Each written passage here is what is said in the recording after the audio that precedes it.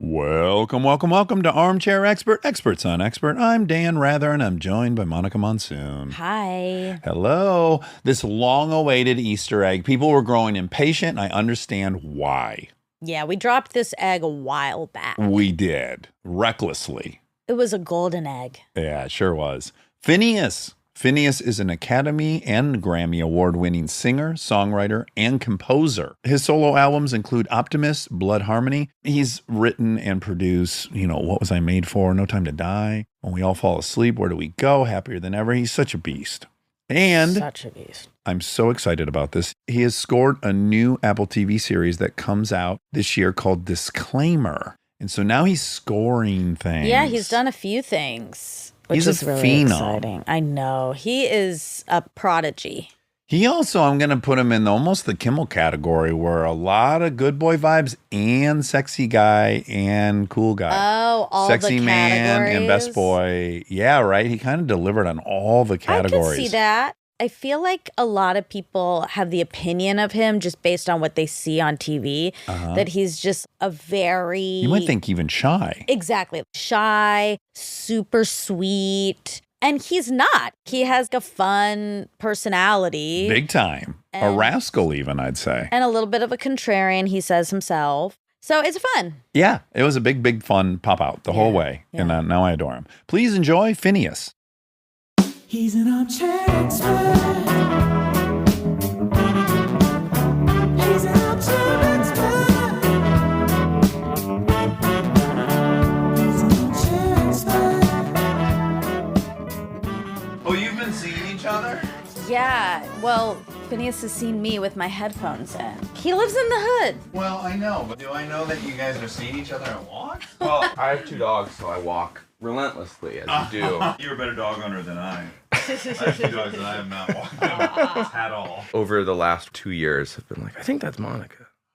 Occasionally. But also, Are you so flattered not to by be, that? Yes, of course. not to be accusatory. You're probably listening to early edits. That's right. I never see Working you on the sort job. of like lackadaisically. I don't. I walk with I the see you mission. really focused. It's never been a good time to say, love the show. Well, I would have loved to have heard that, but you're right. I would have been first you would have been like, excuse me? You know what I mean?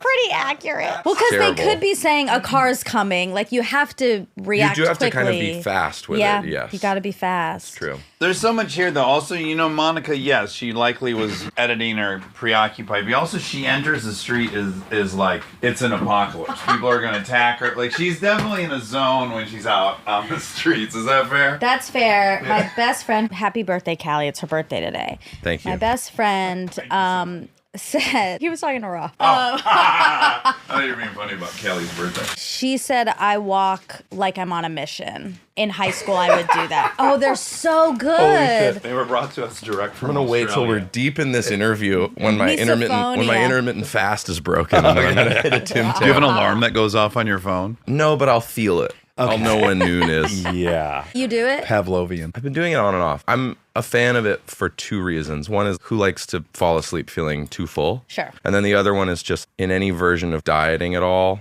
I like the restricted hours, but I feel like I can eat whatever I want in the hours. Yeah, it's You know not what I the mean? food you're taking away. Yeah. The hardest form of trying to control what I eat has been like eating less Cheez-Its than I want to. I love cheese. They're really good. That's your food, too? Like, do I love Cheez-Its? Yeah. I do love Cheez-Its. You love them. They're so good. You love cheese. We all love cheese. Well, I have come to Cheez-Its by way of you. They were not for me. I didn't realize that. In fact, they're what my stepfather liked, so they got filed into that's what Barton loves. old man food a little bit. Maybe a little bit. My last stepdad, who I absolutely adored, The final boss. the final boss, and why I liked him is he was never much of a boss. And you're too young for this, but he had Mr. Belvedere vibes. Do you remember Mr. Belvedere? What's Mr. Belvedere from? It was a show about a butler, Mr. Belvedere, Okay. and he was very proper, and he wore sweater vests, and he was nice. I think now it's like a vodka. What? I think Belvedere is a vodka. beautiful Oh, brand got of it, got it, vodka. got it. But back then, he just stood for kind of old-fashioned butler class. So the fact that he ate Cheez-Its for me, it wasn't character. sexy enough. Yeah. The idea that you'd associate that with some authority figure. What do they represent for you? Fun? Like, these are so fun. They're square. There's millions of them in Salty. this bag. I think they're like any form of snack where it's the tub It's like pretzels or something. Anything that you're sticking your hand down into, like a claw machine at an arcade, bad sign. Monica, I don't want to speak for you, but you have a specific association that's airport for you. Yeah, that's my airport snack of Cute. choice. So Yeah. as soon as I get in there, I need the big bag. Mine for a long time was Takis. Do you know those? The spicy things. Oh. Takis are Dorito adjacent. They're like a rolled chip. Okay. And they're yeah. super spicy. I And do just know- sometimes people wear them on their That's Bugles. That's Bugles. But I do know what you're speaking of. And that the cylindrical shape Yeah. of them adds even more crunch. It's really violently crunchy. And it became a whole debacle in Billy and my touring life because we were public facing appreciators of Takis, which meant that by the 15th show, they were like being thrown at us. on stage. Oh, really? Wow. Yeah, so we definitely crossed over the bell curve of appreciating them to being like, no, this has to stop. And now when I'm at an airport, I'm like, oh, I'll get a bag of that. There was a period where they were sort of falling out of my jacket pockets and being hit in the face with them and stuff. You felt like it had jumped the shark. Just like anything that you suddenly go from, this is a little delicacy that I appreciate, to like always much. being Yeah, inundated with them. What a bizarre lesson to learn Via real Takis. time is that, well, we got to be careful how much we express our love for something because they'll eventually get thrown at us on stage.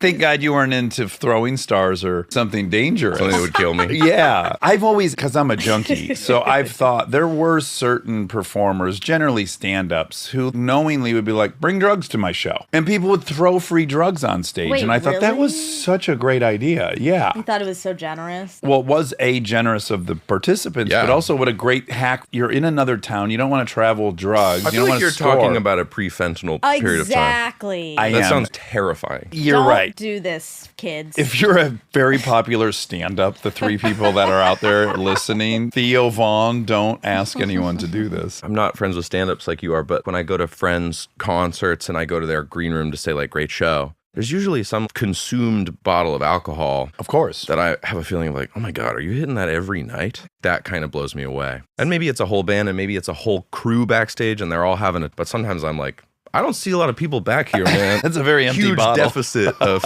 alcohol for two people. When you tour, what is your kind of habitual pattern? And what's on a rider? I have a super monastic, boring rider because of Talk to exactly us. what we're talking about. Because of like when we first started, my rider was like Oreos. I Great eat like pick. a case of Oreos a day. Milk, too? Yeah, sometimes milk. Or would Sometimes you just raw like dog hitting them? them out of the. Wow. But anyway, again, it was kind of an exposure thing of like, ooh, I shouldn't have this always at arm's length every day. So my rider is like apples and a can of cold black coffee and stuff. It's very tame. I wasn't a famous musician, but I do weirdly relate to this on a deep level, which is when I graduated high school, I kind of went working full time with my mother doing Cool. car shows for General Motors, and you had a per diem. And I coveted fast food so much growing up. I love fast food too. And it never occurred to me that if I had endless fast food, my body would change rapidly. And I graduated at 185. And after just 1 year of doing car shows, I'll never forget it. I was in Lake Lanier, Georgia. And I just caught a glance of myself and I said, you're becoming a very You're big looking boy. different, yeah. And I stepped on a scale and I was 217. So I had gained 32 pounds with this per diem just absent-mindedly. yes, mystery weight. Yes. And it's a lucky position to be in life where you actually have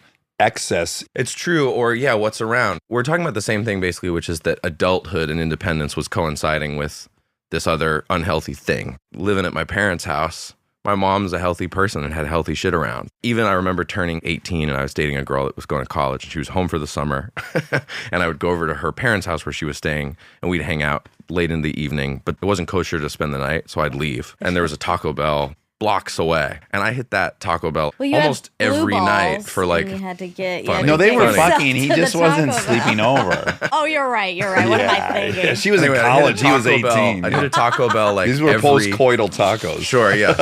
There's nothing Ravenous. tastier than a post-coital. It's better than the cigarette, though. Yeah, but I have a very vivid memory of after a summer of the Bell, being at a restaurant for my birthday, which is at the end of July, going to wash my hands in the bathroom, looking in the mirror and being like, who's that? I look so different. It was shocking to me. I've been saying that for the last 2 years that I've been eating like it's for a roll. Yes, But yes. I have not. I feel very saved by that I did have to be on camera all through my 30s. And I couldn't just go crazy. My vanity has probably added 20 years to my life. And Nice. you enjoy it. Mentally, nothing makes me feel better. You're like Arnold. It's better than coming. Yeah, it's like you're walking around all day coming. You leave the gym and you Can you imagine for me how much I'm in heaven? Wow. It's, Dueling Arnold. And I'm glad you've seen that clip. That's It's so unbelievable. special. He's just so delighted. He's like, the pump is better than coming, and then I'm home and I'm coming. He's delighted. He's so Yes. happy about it.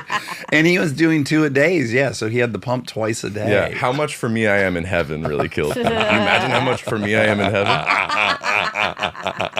He's pretty great. It's wonderful. I don't know if I've ever met anyone that's well versed in Arnold quotes. That's a surprise, and I like it. Oh, I know. This is not about you. I fine. apologize. But we were just in South by, and I was moderating a panel for Roadhouse. It's all young actors. They're dudes. They all got in great shape. And then we saw them the next day at the hotel. And one of the guys grabbed my shoulder and he's like, "What are you training for?" That's sweet. What a huge compliment. It is. But I also felt very silly because I used to be able to say, "Oh, I'm doing a movie." And I was like, I don't know. I don't know what I'm training for. I don't know what it's about. But if you started crying, like I just A hernia. Just training to get a hernia.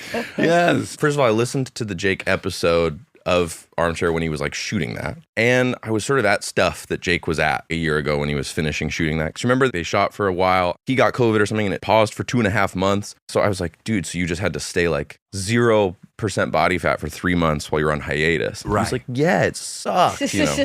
He looked unbelievable. He had the greatest looking body on a man I'd almost ever seen. And there's like videos of him at USC and stuff. It was insane. Yes. You wait till you see this film. He's got the most glorious body. And are you like me in that I am far more interested in men's bodies than women's bodies, even though I'm heterosexual? Like you and I both have a mental image of what Jake's body looks like right now, but I don't think you and I have one of a female actress right now. Let's pretend, sure. Yeah. Yeah, I can't say You're I can't say 27. with full transparency Yeah, that I yeah. have much more interest in men's Okay, bodies. okay. I'm an appreciator and I'm fascinated by the whole thing. And I work out and I rock climb and stuff, so there's interest in that for sure. Yes, but you and I aren't going to miss a male actor who gets in great shape. 100%. Very interesting to me. Me too. It's so silly. I've been in a relationship for 5 years. Which is My impressive. partner by the Claudia, way. who's an actress also, like you and I are talking about Jake, we have that about actors and actresses alike, or just maybe people. But we were at a party the other night and Claudia was like, Jennifer Lawrence looks unfucking believable, right? And we have that kind of She same version of did. like, wow, look at that person. We should all watch a movie together because should. all Chris and I Pausing and talk looking about and- is like, my goodness, look at the traps on so-and-so. Look at this. Look at that. It's so worth appreciating. I know. I think someone could maybe deduce there's some kind of shallowness to that. I'm inclined to think it's more like evolutionary. There's something primitive about it that I can't resist. Yeah, I think it's just interesting. Also, most people are not particularly predisposed to it. So it's displaying a kind of a like, wow, they really like went for that. Like when Kumail suddenly was Adonis. I won't forget that like I don't forget the space shuttle was John. blowing up. That is an important marker of my life. Picturing you with Kristen in the other room with Kumail coming on the TV and you being like, babe, Han, get in here. Yeah, it's so silly. Yeah. But 5 years is a very long time to be with someone when you're 27. yeah, we got together when I was 21 and she was 22. How did you meet? We met on a dating app. Oh, you did? Wow. That's the sort of abridged version. And then to her, the validation was that I knew mutual friends of hers. And then once we'd matched, she was like, isn't this the guy you keep talking about? I think that validated me in a way that if I'd just been sending her a message, she would have been like, I don't know who this is. And how long had you been on that dating app and how frequent were your dates? Very briefly. Because I miss this whole Yes. phase of life Yeah. and I'm a little envious. I'm very pro dating app. What could be better than two people being like hot and pressing a button Yeah, and then talking under the auspice of like, we should go kiss maybe. Like, I think that's awesome. It really is. Yeah. I think a lot of energy and time We is. should go kiss. You Right? would have. I'm glad you missed it. Yeah, I would have never come out. Yeah, I I would have think you never would come have out for sunk sure. into a Yeah, I wouldn't. I shouldn't have. real I wouldn't have bad- been You would have been trusted. like, I think you would have been like me. I think, again, I was on it and met people and had fun experiences and then fell in love with Claudia. Full disclosure, I did have that kind of similar thing. MySpace was a thing, and that's about as close as I could get to it. Yeah, It's like that's very strangers interacting and then getting together to kiss, and then one of them has got really good taste in movies and books. Yeah. And next thing you know, I'm kind of dating them. I am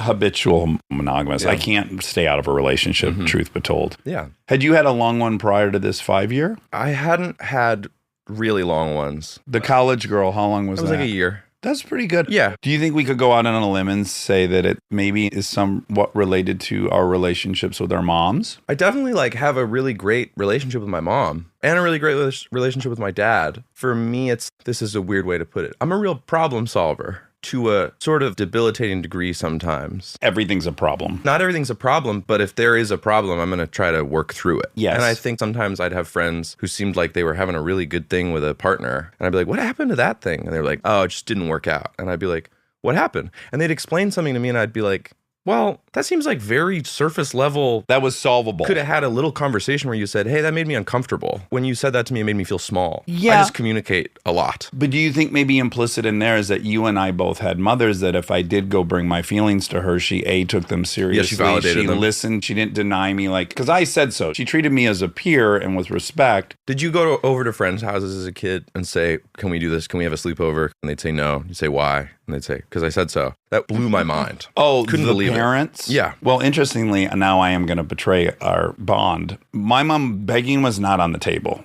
That was like a rule in the house. So I would go like, can Trevor spend the night? And she'd go, no. And I'd be on the phone with Trevor. She said no. Well, ask her again. And I'd be like, no, it doesn't work. Beg her. I go, no, it doesn't work. She's just going to get mad. If she says no, that was for real no. For me, and this is a really good lesson in psychology, is I would go, hey, can me and Cameron have a sleepover tonight? And my mom would go, well, he's got soccer practice in the morning, and what's fun about a sleepover if not waking up and like watching a little cartoon and eating breakfast together? You have to worry about going to bed too early tonight because he's got his soccer practice he's got to wake up for. By this time, I'm so bored of this answer. I've completely tapped out. And it's morning. And I'm like, never mind, you win. And I think that that's a really great example of people, no matter how young, are usually not fully immune to like reason and justification. So if you give it to them, they'll just sort of go like, oh, yeah. Even if they kind of throw a tantrum about it, it's like a little inarguable. Well, that's the policy we have at the house, which is best argument wins. And it can be from them and often is. They'll say something and I'll go, whew, that was a great counter. You got this one. Yeah, sometimes I would be like, it's so important to me to continue this hang that we will promise to go to bed on time and wake up early as long as we can watch Incredibles right now. I can't wait to tell my kid, no. Sorry, I decided this and that's that. And I'm the mom. We were I'm the just talking authority, about this. And that's the end of this conversation. Go to bed. Go back to bed. Shut them in their It's room. noon. I can't wait to do that. Why? Is that how your childhood went? What's going on? No, I got away with murder. How did you get away with stuff? You're the oldest. That's the one that they're careful with. But I was good. Oh, I okay, was got good it. in school. I did everything I needed to do outwardly. So Yes. in the house, if I was shitty, which I was, they were like, I guess we prefer that she's a good student. Performing. And, performing for us. So sure, she can run wild. But we were just talking about this. Yes, I have zero problems with authority. I have no problem with someone telling me I'm in charge. Give the literal example. We're just on an airplane coming home from Texas and the shades were down. And they said, you got to have the shades down to keep the airplane cool. But we had been on a flight a week before where they're like, got to have the shades up. It's FAA. We got to be able to see shit. And I'm like, see, this is what I hate. It's so fucking arbitrary. There's not really a rule. They're switching it on me. And she's like, I don't care about that. Yeah, sure. The airline thing, actually, I will confess, I don't take it out on anybody, but I get angry in a way that I don't get angry anywhere else because I fly all the fucking time. And every person that works for any airline or any security or any gate screams at me like, what are you, stupid? This is the way it is everywhere. And I'm like, I was on a flight yesterday morning and it wasn't this way. And I've had this thing in my bag that you're telling me I'm not allowed to have in my bag for 400 flights. Yeah. That drives me out of my It's mind. the arbitrariness of it that I don't know why I can't get over. I'm always like, just because you work at an airport doesn't mean I'm not on more flights than you. Yeah, good but point. think about who they have to deal Oh, with. I literally, my actual conversation is like, it's not your fault, man. I know you're just doing your job. I never, ever am arguing. I just am balling my fists up privately. What kind of little boy were you? You had sleepovers. That's encouraging. Only at my house. I had really bad separation anxiety. Did you? I was never sleeping over anywhere else. No. I would think I could do it and the sun would go down and I'd be like, I'm really doing it. And then at 1 a.m, I'd be like, Mom.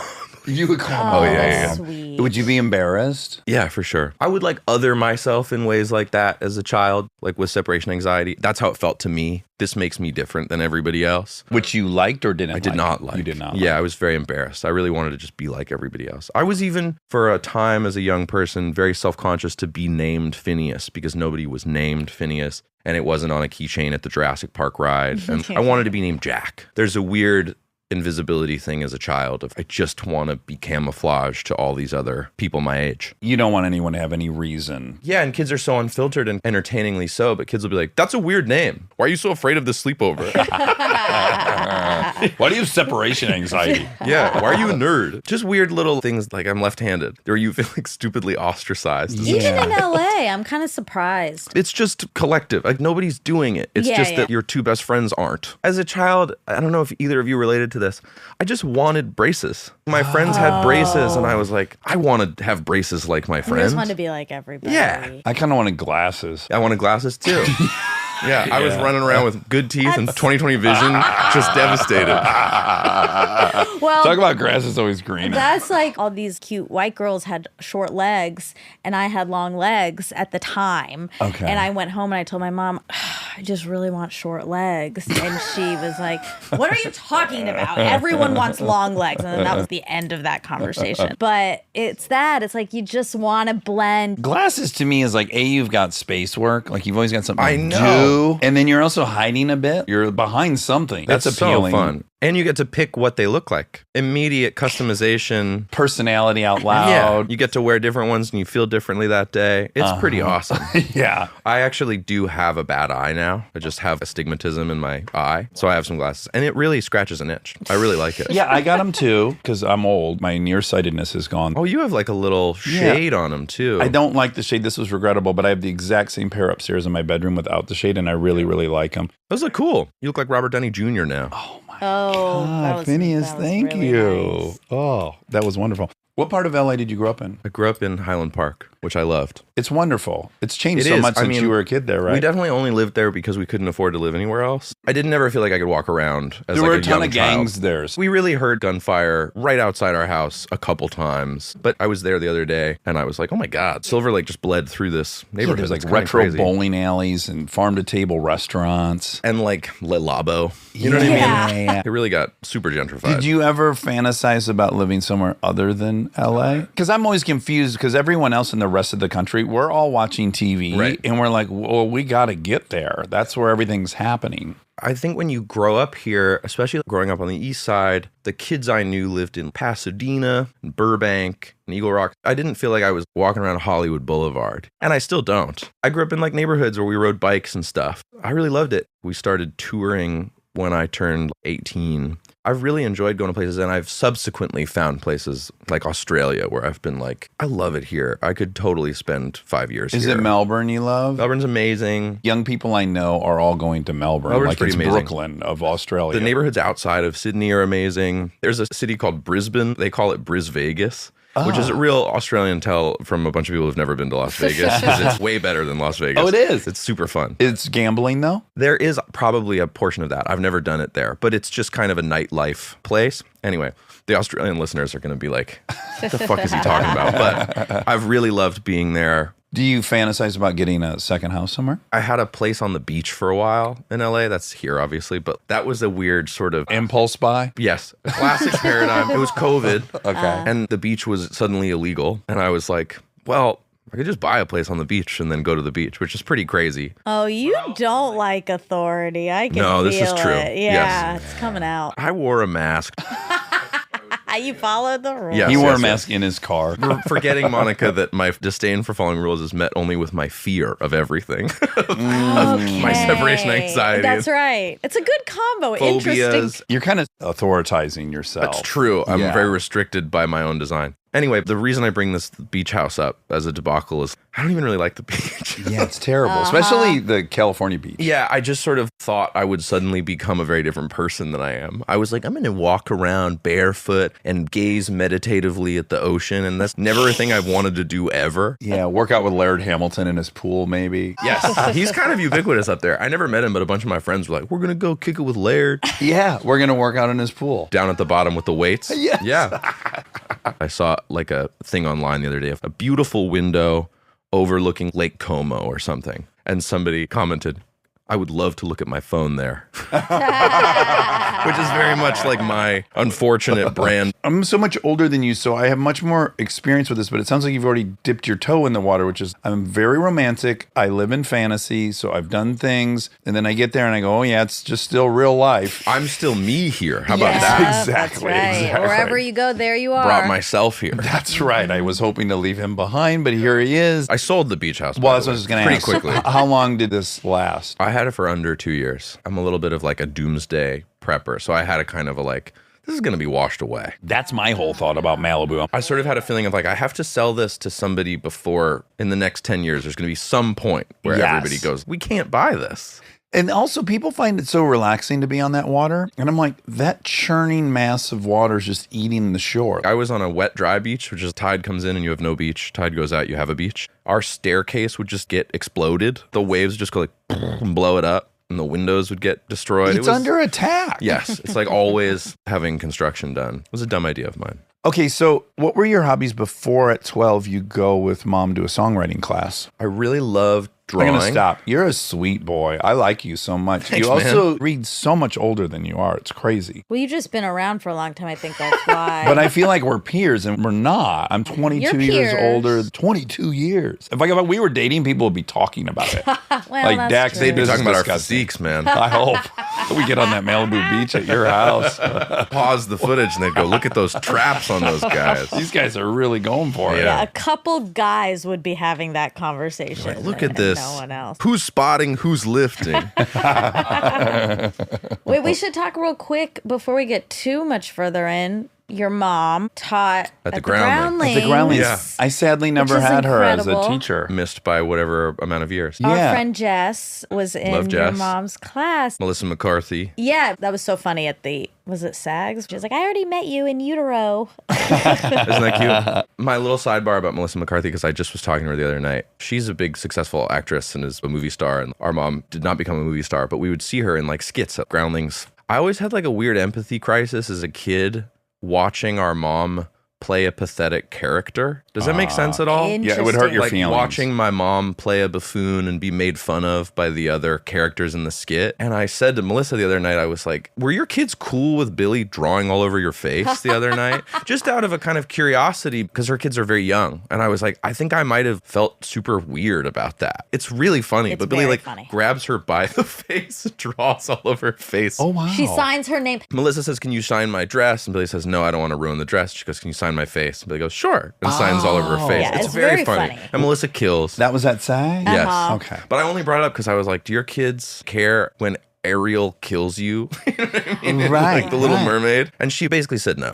So it's just kind of a me issue. But do your kids have that at all? Well, my wife was in a movie, I forget the name of it, but she played a dork, Marnie, and she had braces and really bad skin, and she always pushed her glasses on like this. And then it was one of these stories where she kind of got hot as she got older. Cute. Do you remember the name of that one, Monica? You again? Oh, You Again. Oh. Yep, You Again. So they watched that. And they were so tender with her that Right? Isn't night. that It was funny? so cute. They were like, Mom. Because you're seeing vulnerability in a way that you don't typically see from your folks. Right. You think your parents know everything. They're When you indomitable. watch your mom or your dad have a conversation with one of their friends, they're equals, right? You're watching Yeah. them being very sort of meek and pathetic in this thing. It's a Yes, weird. being picked on and teased. Yes, exactly. I was delighted because I was like, that's how I felt when she would do that character. Like, oh, sweetie, let's get Yes, you yes, out yes. of those braces. For sure. and all I that. would Yeah. feel that way about my partner, Claudia, also. But it's so funny, obviously, because you never for a minute, and Kristen never for a minute, I would imagine,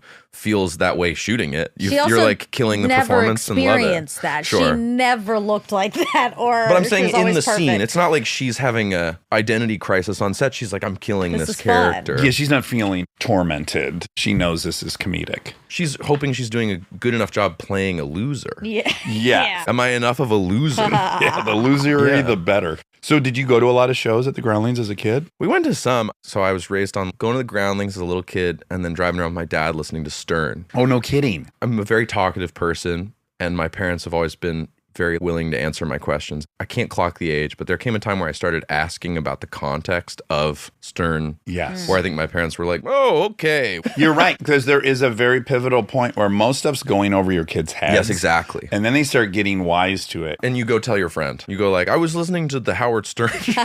Yeah, and there was a woman on the Sybian. So there's this machine that will have sex with the woman, and she screams. Yeah, hey, do you know what butt chugging is? Just like really violent sounding stuff. I'm very grateful to it, but I do understand them. They were always willing to answer questions, but I think they were like, he shouldn't even have these questions. I couldn't relate more. I'll answer anything they ask me, so it's just easier if we're not there yet. I was also in the unregulated internet period of time as a child. You were seeing it all. Yeah, by the time you're 12, you're seeing horrors beyond comprehension.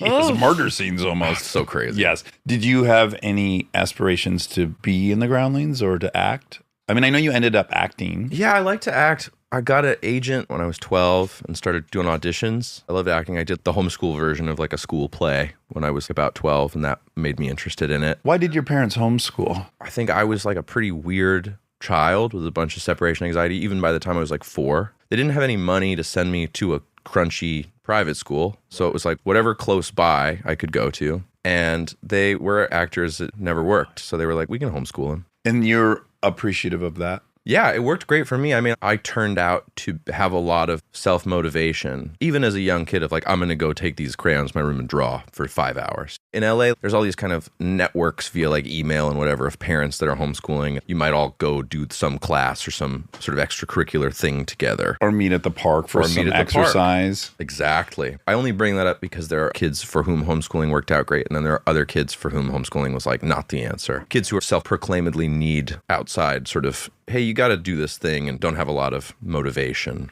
I've seen more of that version, I hate to say. There's more of those people. That's a good point. So by 14, you were on Bad Teacher. That movie's great. It's really funny. What did you do in it? I was just one of the students, which was cool because it was just tons of kids my age. I had, as you do as a child actor, like 2 lines. But one of them, there's a scene where she's teaching the kids by quizzing them, and if they get a question wrong, she throws a dodgeball at them. And I got a question right and got to throw a dodgeball at her. That was how the scene worked. Oh, what that a was win. a thrill. Yes. You're dying to throw a dodgeball at somebody. I had such an appreciation and a fun time being in such a professional environment. Even though actors are a fun bunch and they're joking around, it's like quiet and everybody shuts up. And I liked the 5 a.m. call times and stuff like that. It just made me feel cool. You can't really get there unless you're pretty goal oriented. So despite the funness of it, you got to be on top of it to end up there. At the SAG Awards, for example, we were seated next to Ariana Greenblatt, who's the actress in Barbie, who's at this point in time, maybe 16 or 17. She's super young. And I ended up talking to her mom for most of the dinner. It's not a joke, but I was just sort of making the joke to her of like, I'm very pro child labor. Like all that kind of didn't have a childhood. Fair enough, but actually you're afforded so little independence as a person. Between 12 and 18, there's so much that's out of your control anyway. Might as well go do something with some discipline,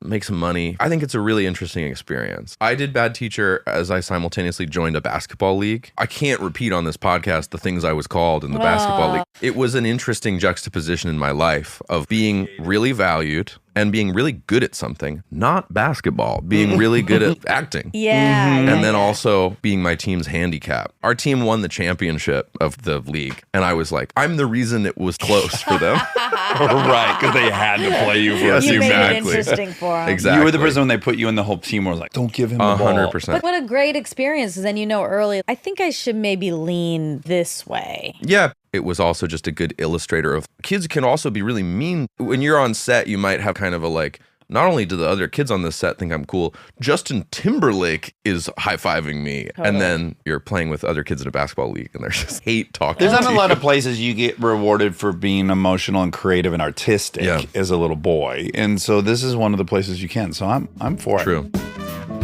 Stay tuned for more Armchair Expert, if you dare.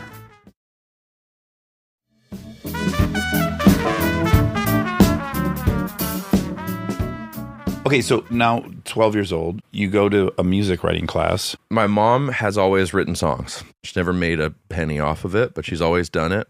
I don't actually fully know the origin of that in her life. I don't know what switch flipped for her that made her start writing songs. Yeah. Should have asked her before this interview. That was kind of always in our house. She was sitting down at the piano and singing stuff. And I was like, what is it? And she was like, I'm writing it. So that was real. People write new stuff. And our dad doesn't write at all, but he's a pretty good pianist. And he would sit around and plunk out Beatles songs or play pieces he liked. When I was 12, I started singing in this choir. And I immediately was very smitten with this girl in the choir who was 13. I might have even been 11. It was never going to happen, but I was hopeful. And I had this fantasy that I would be in the choir rehearsal room before anyone else got there, playing a tune wistfully. Yes. And that she'd come in and it would win her over. This was really concocted. I know it well. Yeah, I do too. And the only thing in my way was I had to learn how to sing and play piano. Yeah. Easy hurdle. Small. And so I set about doing that. And I asked my dad, like, I want to learn how to play this song. And he said, okay, there's like 4 chords in it. And he taught me the 4 chords. And that took like a week to learn just sort of shapes on piano. And then I said, oh, thanks for teaching me that. I want to learn this other song. And he was like, this other song is the same 4 chords. And that completely turned my world upside down. Like the idea that I'd learned all this stuff without trying to learn all this stuff was so thrilling. And pop music is absolutely like that. I don't know if either of you play anything, but there is such commonality in the sort of music underneath a song that if you want to play some song by this artist, you're also learning 600,000 other songs. That is a breakthrough. You're It's like, so exciting. They sound so fucking different. That was game changing. Did you ever orchestrate the moment where you were playing in front of her? We need, Honestly, I kind of did, which is equally tragic that it didn't work. You know what I mean? Yeah. To get that moment took like a year of being there early. Yes. Like I was Dracula sitting there playing every time and turning around and being like, Oh, and she didn't faint. no, she was, smart.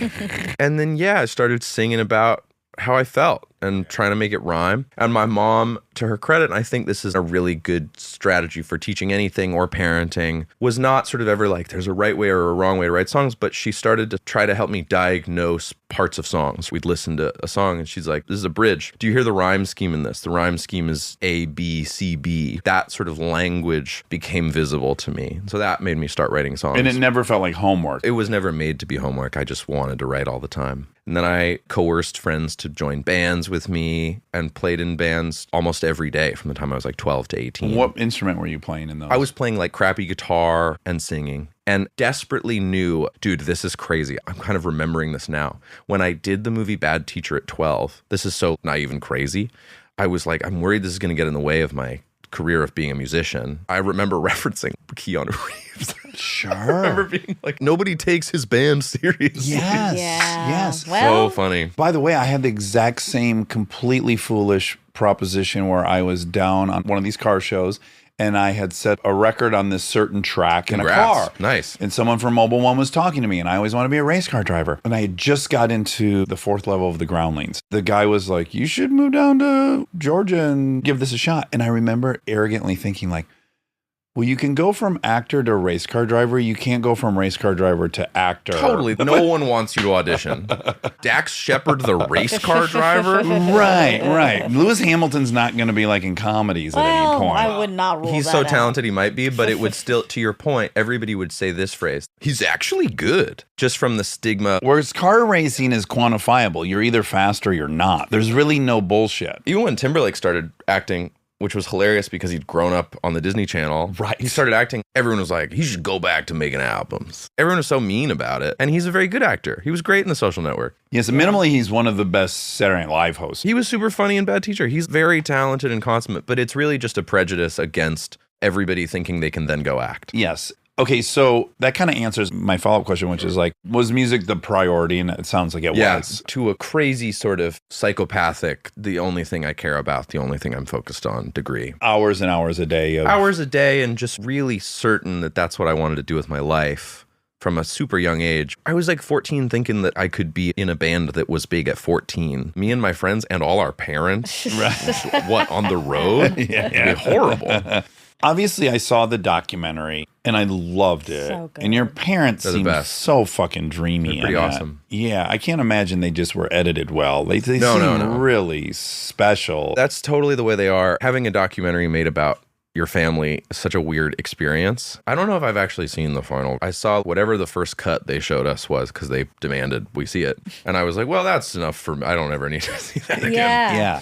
But even in that first cut, I was very happy about how well they documented our folks. It was an incredible documentary. It was beautiful. We became obsessed. I was out to lunch on all of it. And then I saw that and I was just like, oh my God. And you in particular, we could go back there are episodes of this show where we talked endlessly about this. I don't even listen to the show enough. Well, You gotta it would go have been back. around Go the back and hear all circa of of when that came out. We were kind of We did obsessed talk with about it. it. We talked about it a lot. And I was so blown away with you. Obviously, your sister's so wonderful in all these ways. But I was like, this boy has a love and patience and a kindness. You're what, 4 years older? Yeah. As unique as your parents are to you guys, you as an older brother is really aspirational. I have a little sister. I like to think I'm pretty damn nice to her. But like sitting in a room with her and helping her get to some place and get her feelings out and articulate her emotions, I certainly didn't do that. Working together on its own and sharing that sort Yeah. of spotlight is hard for any two people, let alone siblings. I cannot imagine. I mean, you're almost saved by the age gap in Yeah, some ways. for sure. I bet if you were a year and a half apart, it would be a lot trickier. Maybe there's also a gendered thing. I'm not seeing as much of myself in a younger brother or an older brother. Maybe there's just kind of a difference of she's a woman and I'm not. And I feel inherently different than that person. Right, like you have your own lanes just by birth designation. Yeah, I don't know. I've felt more competitive with my male friends than my women friends in my life. It's why we clock other dudes' bodies. Like, I'm not measuring myself against Sydney Sweeney's body. I'm measuring myself against Kumail's. I'm losing both you battles, would lose big time to Sydney Sweeney. but yes, I'm just saying it's not even on my radar because I'm not trying to turn heads. Yeah, I mean, I really love her, Billy. Sydney Sweeney's great too. Yeah. But you have a very strange order of events, which is you have written Ocean Eyes for your own band. Yeah, a couple things happen. I get Logic Pro, the DAW, which is same as Pro Tools or Ableton or something, a software on my computer to record. Start teaching myself how to do it. Go on YouTube to learn. Pretty much everything on YouTube is dudes in churches who make worship music. Oh. They're like, let me show you how to comp a vocal. Awesome. But it is kind of a funny lens to learn all this stuff. You learn this whole tutorial on drums, and then he's like, all right, now I'm going to play my song. And it's like, I am a shell. It's all like the most religious stuff. You're like, oh, I try to not accidentally get indoctrinated. Yeah. So I learn how to do this stuff. The motivation is I'm in this band in high school and we don't have any money, so we can't record anywhere. And I'm like, I'll just start recording us. And I kind of like DIY records. The Strokes is a band I've always loved. They make some albums that sound pretty raw and unpolished, and that sounds much more achievable than like a Green Day record or something where it's clear that they're in the nicest studio with the best people working on it. And there's this kind of lo-fi thing that I'm like, that's cool. I'm not good enough to make the hi-fi thing, but I could maybe make this. So I start teaching myself how to produce. This is kind of also at the same time the music that I grew up caring about and listening to, which is like drums and guitar and bass, is being fused in a cool way with like really cool Who electronic are some of those stuff. bands you would say? One of the bands I have to give props to when I was like, whatever, 17 was like, there's a band 21 Pilots, and they're guitar and drums and piano, but there's all this really cool production underneath it. And even more than I liked their songs, this is an element of production that I'm very fascinated by. Billy has always loved like hip hop, and I grew up listening to a lot of that with her, and that is its own really cool chapter of production. Everything Dr. Dre has ever done is like, as a producer, so incredible. I love Timbaland. I love Pharrell. Jay Dilla? Jay Dilla is amazing. I came to him later. But yeah, Dre and Pharrell and Timbaland were just blowing me away with the sounds of their drums and their synths, so catchy. So I just sort of started trying to experiment with stuff like that. I have one friend, Frank Dana, who's popular at his school, huge currency at 17, Yeah. and is like, hey, you produce, right? And you're like, well, not really. And he's like, that's fine. Let's do some stuff. What a huge vote of confidence. And the real truth is like neither of us were good at making music at all. But I suddenly was making stuff with him and we're putting it on SoundCloud and his friends are listening to it and telling me I did a good job at producing it. And I'm feeling so cool. I sort of say to Billy at some point in the summer of 2015, I'm like, do you want to sing on some stuff? I'll write some stuff for you and you can sing on it. Had she been singing around the house? She's got or a was she great in voice. She choir? sang in a choir. She Okay. loves to sing. Can I just add really quick? What's really funny is when you're young, just necessity drives so much shit. It's like this dude's got to take what he can get. He finds Of out course, you yeah. kind of produce all that for good free. enough. It's not like he's paying me. Yeah, Yeah, right. we're just and friends. then you live with someone who sings, so it's like, let's get you Yes, on yes, this, yes. right? It's just all kind of necessity. 100%. So she starts singing. She's 13, so she's just now at the age where she can maybe even tolerate me saying, do another take of that verse a little more angry or whatever. Right. And so we start recording, and it's fun. And I've still got this band, and the band is in sort of first stage of crisis. The other guys had finished high school. I was homeschooled, and I was like, I'm going to die for this, like just at 17. And our drummer, my friend David, who now is also a successful, great music producer, which is awesome, is in the same boat I am. He's like, I'm going to not go to college. Like, I'm going to make music. And the other two guys are like, okay, we're going to go to college. College seems pretty cool. Our band sucks, man. I got into Florida we were not State. like Green Day. We were not making Dookie at 18. We were making like terrible music. And I write the song Ocean Eyes that I think is like, I appreciate myself sitting there, but it doesn't feel like something for my band. There's a kind of a femininity to it, to me. I hear it and I think I'd rather hear a girl's voice sing this. Was the band, is the adjective melancholy? No, the band was like a stupid pop band. I write this kind of sad ballad song. Yeah. There's not even a place for guitar on this. How am I going to break the news to our guitarist? And so I say to Billy, do you have any interest in singing the song I wrote? And she sang it, and I thought it sounded beautiful. And we recorded it, and we put it on SoundCloud. The thing that I'd heard about happening that always seemed like bullshit, which was you put it online and it gets plays, straight up happened. Like, we put it on SoundCloud, and the next day it was on a blog, and then the next day it was on more blog, and it just started to percolate. We were not on Ellen the next day. It was not viral, but it was happening. It was like 1,000 thousands plays. of people were listening to something you made in your bedroom. And we were getting meetings with people because they liked it. So that was the genesis of it. When you heard it, because when I was young and I would do something, I was just so proud I had executed that I elevated everything I did. Like, I would shoot shorts for the Groundlings that I'm like, this motherfucker might be in the Academy Awards. I was just so delighted I was accomplishing something I set out to. Ocean Eyes is an absolutely once in every couple years song. Thanks, man. If I had made it, if I were you, I'd have been like, I think I made the best song of all time. Because it really is one of the It's greatest songs ever. incredible song. You made it at such a young age. I would just be like, I can't And you're like, believe I did this kind thing. of by accident. What if I really try to do something? So funny. Yeah, to some degree. I've had this many times in my life. We just had it with Barbie too. And I will get to that. But I did also get to see with my own eyes the difference between me and my crappy band singing this song, and my sister with her beautiful voice singing this song, and how night and day it was. This is special. Yeah, this is fine, and then this is really important to me. Yeah. And the Barbie comparison is we put the song out a week before the movie came out,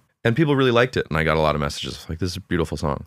But when you went and saw the film, and then the song meant everything the film meant to you, and you have the sense memory of it. You inherited all of the emotion that the film accomplished. Yes. Yeah, I mean, it was like every great piece of music from every movie. You Well, see the font in I your had head. the most extreme version of this with that specific movie, which is my girls had seen it before I did. So the next day they were listening to the soundtrack. We're driving around in the car and they want to hear the I Am Ken song. Of course, which is so fun. Yes, but if you've not seen the movie, it's a really trashy rock song. I would always be like, I want to skip this one. This is like a fight in our car. I've now seen the movie 4 times. The song is outrageously good. But yeah, that's how much I needed the movie. Yours is on its own. So Thank you. It is. means a lot. Fantastic. But But I you're just right. mean that in It- terms of people's relationship with it, in terms of Totally. how they connect with it, it's one of the new songs that artists have put out this week. Enjoy.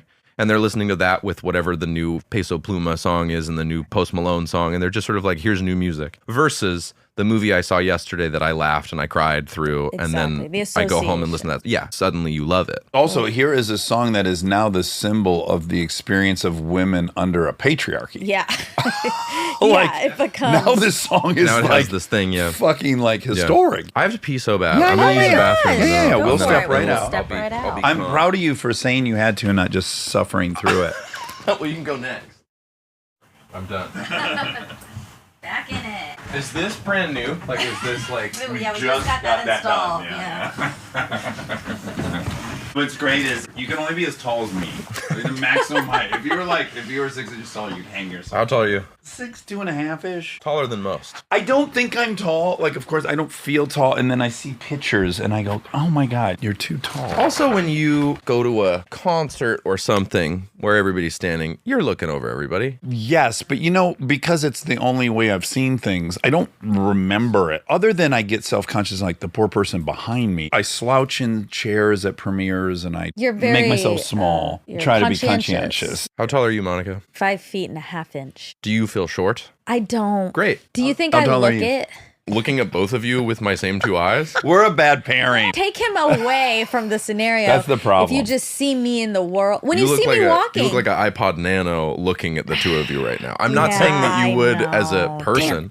I mean, when I see you You see about me the walking. neighborhood, I think, man, Monica's got those long legs that That's she wishes she didn't right. have, That's and she's right. getting away from me. for 1 year, I had long legs. can't catch up should've- to her. Damn it! I really should have enjoyed it while I had it. I see you around the neighborhood, and I think she's 5 feet, but she's moving nightmarishly quickly. I can't. I know. She's the Doesn't legs even of a make sense. 6-footer. Fast. I think I read taller than I am. I've been told that. But so often people meet us together. Yeah, that's a And it's problem. really funny. Right, 'cause and you're on the slightly tall end of the spectrum, and you're on the slightly shorter end of the spectrum. the common comment is like, wow, you're taller than I thought, and you're shorter than I thought. Yeah. People love to say stupid shit.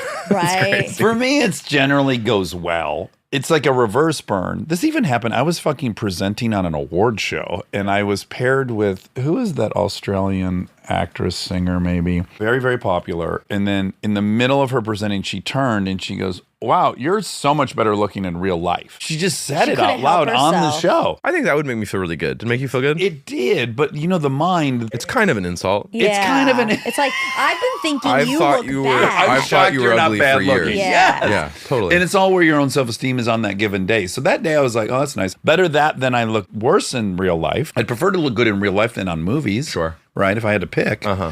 Okay. So Wait, real quick. I know we're in the middle of something, but now we're on this, and I do think it's interesting because you bring this up a lot, that when people comment on the two of you, Me and Billy. yes, and as people comment on us a lot as, We a, had an as argument. a duo. You're a duo. Whenever you're a duo, the comments are often, they can be at the expense of the other person or in relation to. Dax really hates that, even though you did just do it in the thing we're cutting out.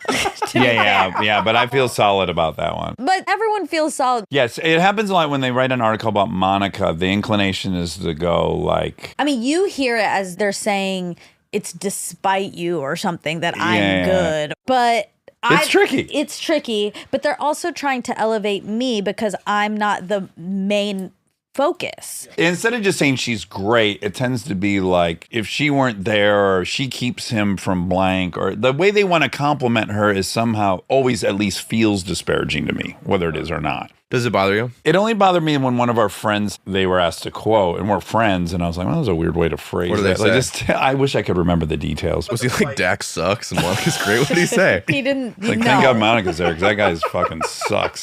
That's what he said. So brutal. First academic to say that. So mean. It was an argument. We got in a debate. This was Did you hear this? The end of the Wyatt Kurt Russell episode? I Probably. think Could have It was been. that Monica had been watching the Globes, right? Yes. Yeah. I heard this because I woke up to texts from my friends in New York that were like, I didn't know you were going to be on Armchair. And I was like, oh, do they and I listened to it. Oh, yeah, because we Yeah. kind of, we never do never that, but do we that. did it.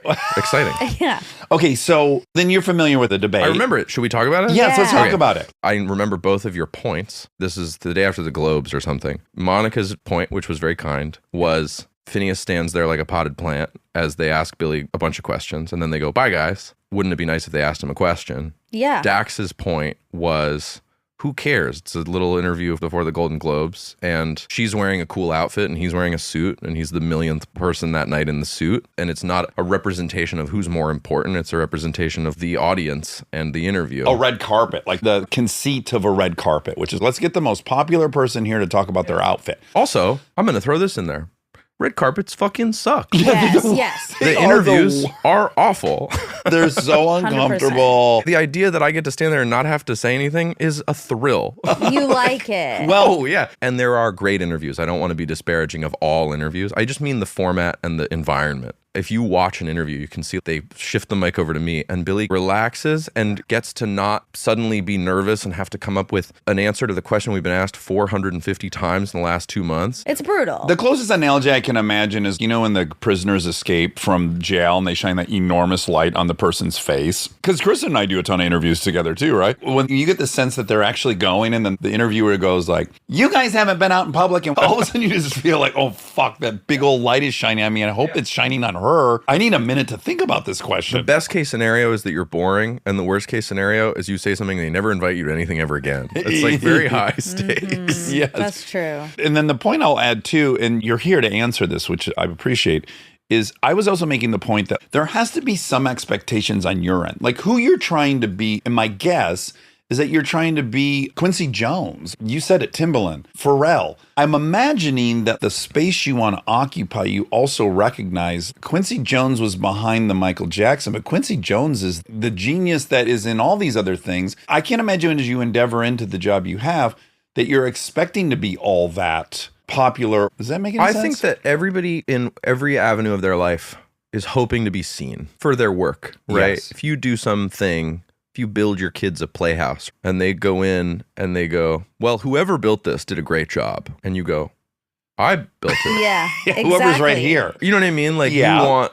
Recognition. I feel very seen. I feel very lucky about how much recognition I already have. Most producers and songwriters have less than I do. I'm aware of that and I don't take that for granted. And being as famous as Billie is a nightmare. I would never want that. She wears it really well and she is actually a rock star. I say that like as a person. Like she is a charismatic enigma. The air gets crackly in the room when she walks in. And it's cool to see that. I don't feel that way when we're in my basement making a song, but like I see it at a function. And I don't want to have that and I don't pretend to have it. And the consequence of that is she can't do anything. It's a heavy price to pay. She can't really walk around. I often try to sort of like, well, surely we can go to this little sandwich shop at this time of day because nobody will be in there and it'll be fine. And we go in there and it's kind of a disaster. The people making the sandwich are so weird and then take their aprons off and want a photo. And there's kids over at the table just filming us. There is an echelon of fame that's many, many, many rungs higher than I am. That's untenable. And also she's a woman. And I think that people interact with women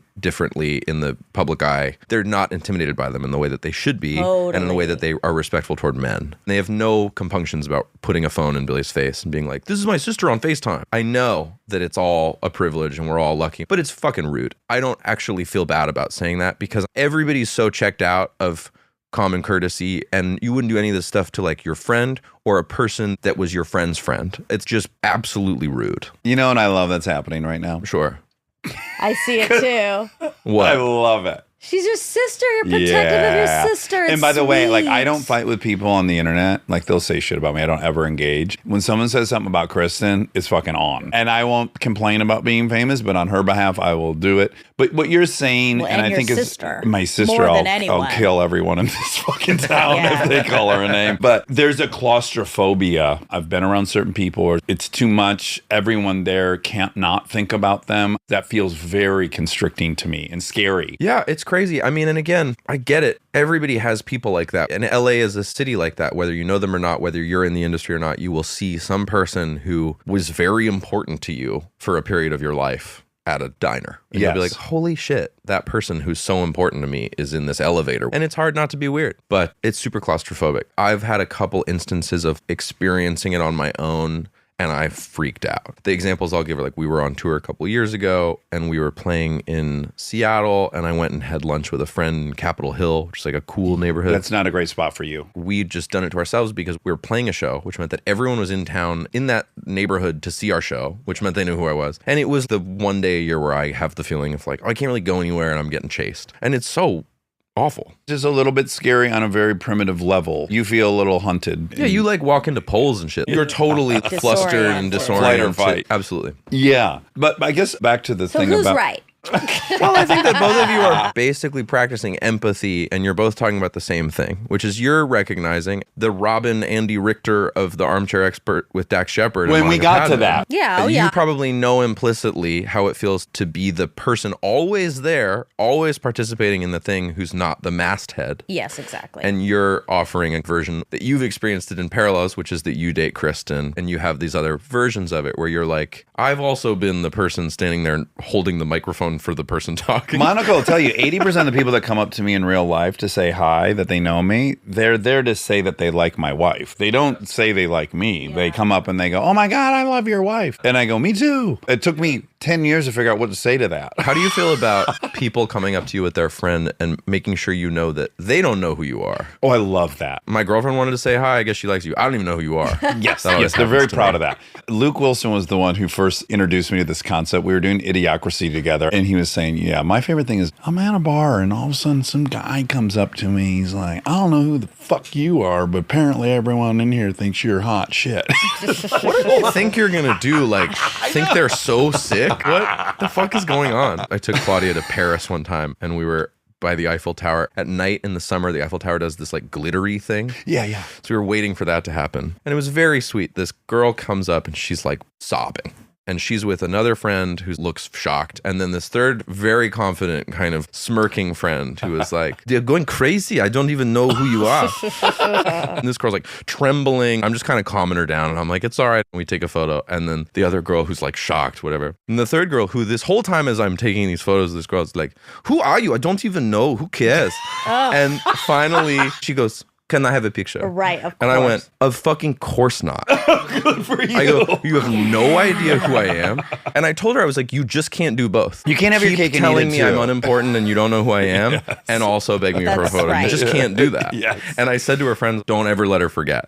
This is like A bad so, showing for her. Yeah, it was so stupid. Yeah. I'm interested in this. So what has changed for me is it's been 20 some years of this. So I chilled out and I have a totally different relationship with all of it than I had in the past. But another big element of it was I didn't feel entitled to accept the compliments I got because I was in Mike Judge's movie or I was in Jason Tatum's show. So when I would get those compliments, I couldn't really own them. This thing is the first thing You created, you do. and it's if you just like it, yeah. it's not that you like the character I played. You like me. It's totally changed my relationship with it. For the last 6 years, I genuinely can't wait to talk to any armchair that stops me. I fucking love it. And so I'm wondering for you, you're in this interesting situation where it's like, it is yours. You can have full ownership, but also there is this very popular woman attached to it. And I don't know that you can delineate in any given time, is this a young girl who likes pop culture or is this someone who appreciates the music? They usually clue me into it. If they're like, tell your sister I love her. Right, That's there we great. go. And Yeah. that's fine. Yeah. But I think we feel enough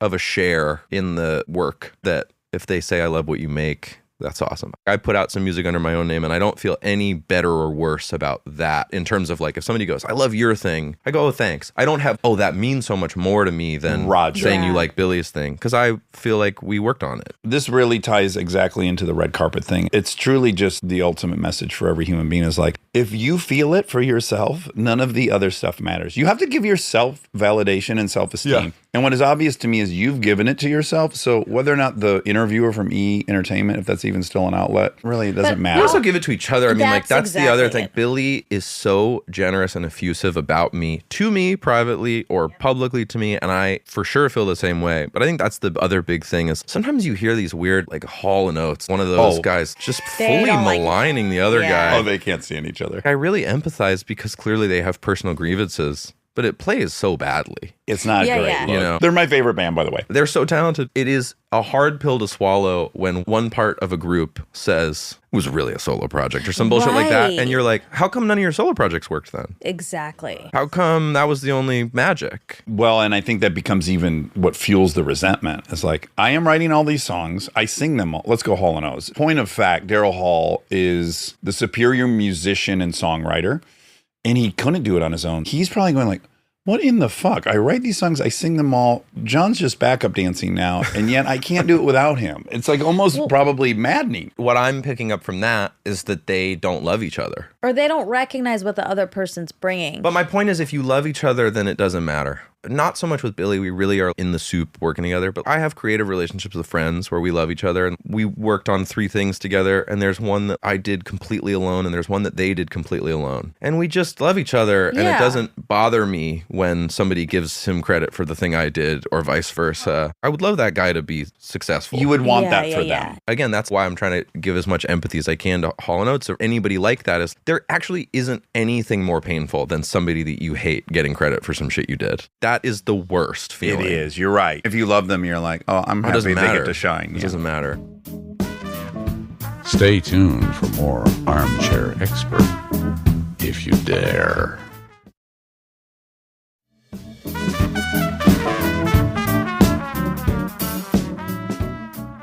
Okay, so you're getting increasingly into scoring, and I'm Yeah. curious about what did you have to learn as, I guess, The Fallout was the first thing you scored? Correct, yeah. Yeah, so what did you have to master to do that? What was different about that process? So that movie, this is a funny example of like how life feels.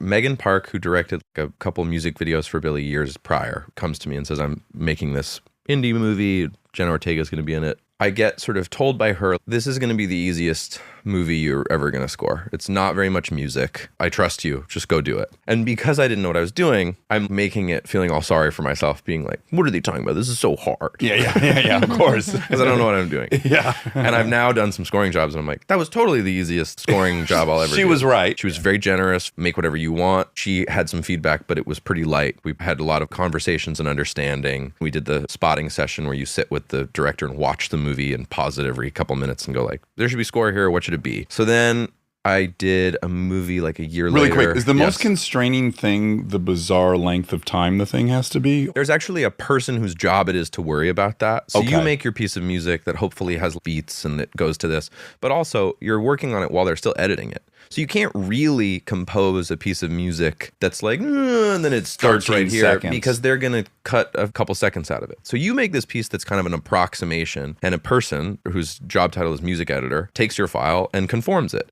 I would say the hardest part is just that everything can be interpreted. Me as a musician, I watch the movie and I feel however I feel about this scene, and I make some piece of music. Whether I even love it or hate it, hopefully I love it and feel like it's perfect for it. And then the director goes, I don't think this is what should be in the scene. And there's not much point in arguing because it's their film. And they're a filmmaker. And in all the cases of the ones I've scored, they're like, I wrote the script, I directed it, and I'm editing it. This song isn't right for it, or this piece of music. And I think as a music producer, as a songwriter, I would sit with you both and we'd write a song until we all felt good about it. So that sort of audition feeling of killing yourself over a piece of music for 3 days and presenting it to a filmmaker and them going, I don't like it. And you go like, okay, and you shake the Etch-a-Sketch and like start over is crazy. A guy I work with on my scoring stuff one time was like, it's like setting time on fire. Like that was how he described it. That's Like great. you've done a thing that teaches you nothing. Control-Alt-Delete the whole thing. Yeah, and then the best part to me is that you watch this scene and it evokes something, and you would never have made the piece of music without watching the scene. And the scene wouldn't be as good without that piece of music you made. And that handshake is so cool. And there's these famous stories, I'm sure you're now becoming aware of them, like Chinatown, right? Do you know the story about I Chinatown? don't know the Chinatown one. That was one of the most famous scores of all time, but Chinatown had been directed and sat on a shelf at Paramount for like 2 years. It just tested terribly. They could not get this movie to test well and work. And then, is it Gold, most famous composer, I'm forgetting his name, Gold something. He does the famous Chinatown score to it. They test it, it tests in the 90s and wins Wow. Best Picture. Somehow that music made the entirety of that How movie interesting. make sense. It's a great score. But there's so many scores like that. Lord of the Rings is a score that growing up was so evocative to me as an older adolescent. Trent Reznor and Atticus Ross scored The Social Network. Oh, so And good. I love that movie. And I also had an epiphany for me as a child of like, I who can't write a full orchestra because that's not a language I speak, I can make cool synths, and how well that worked together. There are pivotal experiences of score to me. Yeah, Trent's a really great example of it. But before him, Talking Heads. He's done some score. There's John Bryan. John John Bryan is Bryan, unbelievable. Those film yes. scores, Punch Drunk Love. Absolutely. And you know what's funny is as I was starting to direct and as I was learning the importance of score, John Bryan was, of course, the one I was most obsessed with. And I started realizing, I was like, okay, my favorite movies are Eternal Sunshine. I love that movie so much. so great. All the Paul Thomas Anderson movies. What you start realizing is like, I think I'm obsessed with John Bryan. Totally the common thread. I was thinking it was these directors, and obviously they're great directors, but weirdly, all these movies fit into the same column of me loving them emotionally. And it was actually John Bryan. Isn't that crazy? Yeah, like you would think, oh, I should go see everything they directed. No, I should go out and see everything John has scored. Claudia would tell you it's the thing I remark on. We'll be watching some movie and I'll go like, man, this is great. I fucking can't stand this score. I spent last year doing this score for this series that's on Apple that Alfonso Cuarón directed. Disclaimer. That was like going to university for a year. It was crazy in terms of just how much I learned and the length, and so outside of my comfort zone of what I know how to do as a musician. Also, Alfonso Cuarón is a very intimidating director. Because he's so brilliant. He's you so know? brilliant. I have a funny origin story with Alfonso, which was Billy and I are on tour in Milan in spring of 2018, way before she has like a mainstream thing. She has like a buzzy EP at the time. Our tour manager says, hey, Boo Cuarón is coming tonight. She's Alfonso Cuarón's daughter. And we're like, oh, that's cool. They're getting the VIP wristband, whatever you do. We're just playing the tiniest venue. There's no difference. You can't get closer. Billy's meeting everyone at the venue anyway. Boo actually is the coolest, nicest person. She's great. And you never know what that means. Maybe Boo's coming with a friend and her friend's family. So she shows up and he's there. They're kind of there before the show. And I'm like, oh my God. Back to the like how to not be weird around a person you admire. Prisoner of Azkaban is the best Harry Potter movie, and Harry Potter the franchise is so important to me, and Gravity is incredible too, but like I just was so crazy about that. Yeah. We love Claudia, but I also want you guys to get married. Oh, Because I like you we both. love You know, Claudia. I know we Best. love Claudia, and she's gonna be around 5 forever. years but is a long time. I know, There's but no going Harry back. Potter, you're There's so no cracks in protective the- over Yeah, it him doesn't already. seem like cracks in there's the any wall. cracks. Anyway, so I say hi to Boo and she's awesome. We have a lovely conversation. I can barely look Alfonso in the eye and I go like, Prisoner of Azkaban's on. But I just like mumble something to me. And he goes, the sound at the second verse of Hostage, the Billy song, where it goes, he goes, what go like that? And I was like, what? First of all, he's a very musical guy, but he'd been listening to Billy's music And with his dissected daughter it. and caring about it and liking the sounds. Yeah. And he was like, can I send you playlist? And we started sending each other playlists. Oh my God. Lord. My great point of pride is I sent him the song Pony Boy by the amazing Gone But Not Forgotten DJ Sophie. That's a crazy piece of music. I gotta add that. She was a real visionary and very inspiring. But Alfonso was like, I'm loving this Pony Boy song. And he'd come to LA once a year for some meeting with Netflix and we'd have dinner and he was so cool. And this is kind of like the origin of all my scoring. I get this call during COVID and he's like, obviously COVID's happening, nothing's going on, but I'm going to do this thing and I think you should score it. His justification, which totally makes sense, is he barely has score in anything. Roma has no score. Children of Men barely has any score. And he was like, so I'm not really a score guy and you're not really a composer. That's a match made in heaven. Let's do it. And I was immediately panicked. You know what I mean? God, I'd be That's so a scared. lot of And pressure. so I went and scored other stuff. So I scored The Fallout and then I scored this movie for BJ Novak. I just did anything anyone would let me do and learned a ton. And I'm very grateful to them. And I like those movies. But it was actually all so that I would know what to do when Alfonso then Oh, called. You're so Smart. responsible. I know. I would have just panicked and tried to get out of it until the day arrived. I was still totally unprepared. And I have only more love for him after this process ended. But the only thing I prepared myself for was how soul crushing it is. Like I only prepared myself for the feeling of turning in a piece of music and the person you love going, it's not good. And Alfonso, to his credit, is very good with his language. He uses words like, I'm not connecting with this one, right? He's never like, That's this kind, sucks. yeah. You know? Right. There's a failing on my part. Yes, exactly. I do the same thing with people whenever I'm trying to articulate it where I go, I must not have explained myself well enough. You can really put a lot of onus on yourself. Yes. Not trigger the defensiveness. Well, because it makes it inarguable too. So that was an amazing experience. I definitely am in a little bit of a detox period. Scoring 7 episodes, it was like hours and hours of score. For about a year, there was never a day where I shouldn't be working. Didn't have homework. Yes. Never like a Saturday where I was like, nothing to do today. Oh, I could actually go do 10 hours of work right now if I wanted to. And I should definitely do 3. This is the plague of a writer. Of course, there's always writing to write. Now, you've already answered my question by demonstrating it, but you have said that being an actor was helpful, Yeah. that learning to play a character was really helpful in helping the different artists you've worked with, which have been a bunch of impressive ones at this point.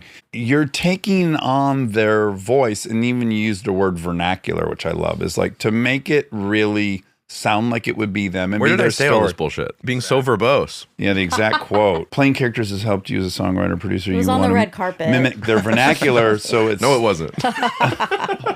It was really good, and I bought it. You said sometimes you'll write a really cool lyric, and the artist will go like, oh, that's really cool. And they might even be inclined to do it, but that you have to actually figure out, can they wear it? And when I was watching the doc, I was like, that's what this guy's gift is beyond musically, is you're really able to get in and figure out what the person's trying to say. I feel like you can put people on pretty Thanks, well. man. That's why I would imagine you actually be really good at scoring, because yes, you're turning over something that's their movie, but this is already what you've been doing. Their movie is their personality, just like these artists are. In the match made in heaven of me and Billy, to me, I believe anything she says. When she sings a line, she conveys it. It's inarguable. It's such a gift. I often work with artists where I'll maybe write some lyric with them that feels clever. and they'll sing it, and I'm like, that gives me the shivers. Like, I don't really like that. Doesn't Icky. sound I feel like I'm being lied to. sounds annoying when you say it. Yeah. Well, that's like when we had David Sedaris on. I love David Sedaris. I've read all of David Sedaris' books. He's so special. Perfect. We made him a member of our 7-person Illuminati. We did. We Yeah. did. He's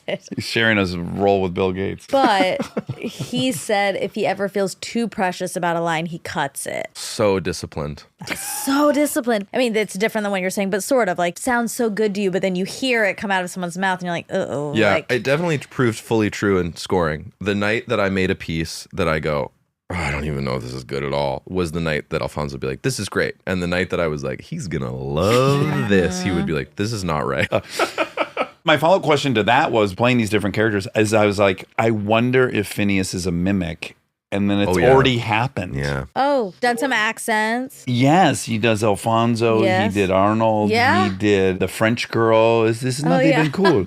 I went a little German on that by accident. Well, but sometimes they. It worked. I was close. Mine's Zig and Zag. They sometimes start as Italian. I do and love end an up- impression, yeah. Oh, I'm not like, Jay Farrow. I'm not doing a bunch of famous people. I do like my friend. yes. Similarly, I don't think of myself as someone who can do it, but if I hang out with somebody, Yeah, you can do I it. can do it. Or if I watch a series long enough, I eventually get there. And some people also are not impressionable. Some people have such a signature crazy thing that they do. The whole Christopher Walken syndrome. Everyone can do a bad Christopher Walken because it's so unique, but not many people can do like Ed Helms. exactly. Ed Helms is deeply neutral. Your life is about sound, so I'm not surprised That I imitate you people. can It makes do me that think of and- Kristen. Yeah, yeah. Oh, is she a mimic? Yes. To the degree that if you watch a show with her, anybody, or she did a movie with Drew Barrymore, if she had called somebody during that movie and talked, people would thought it was Drew Barrymore. She can really do anybody. Her life is about sound as well, so it makes sense. Oh, here's a fun chapter of my relationship. Claudia, at some point very early on was like, oh, you just do impressions for your own amusement all the time. Aha. And I think at one point said to me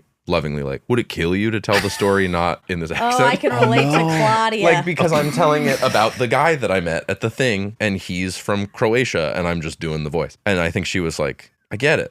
You can do it. Can you just do know? a regular voice? I And I disagree was with like- Monica and Claudia. Well, I I would was love like- to live with you and hear all the characters. Hey, sorry. It's my greatest gift. It's the thing that I'm more proud of than anything else. But somewhere along the line, we realized that Claudia, who's a very physically funny person, can kind of do everybody's gait. She can kind of do everybody's walk, the way they sit in a chair. And that's not really my bag. That's not your Yeah. lane. But I've started sort of being like, how do you, because she sometimes doesn't even care, but she's already noticed it. So I'll be like, how does that person walk across the room? And she'll just kill it, Oh, you know? interesting. Together we make one whole Comedian. body and mind of an impression. And she'll probably know what hand gestures people use. She rocks it, yeah. Yeah, She's immediately. very good at it.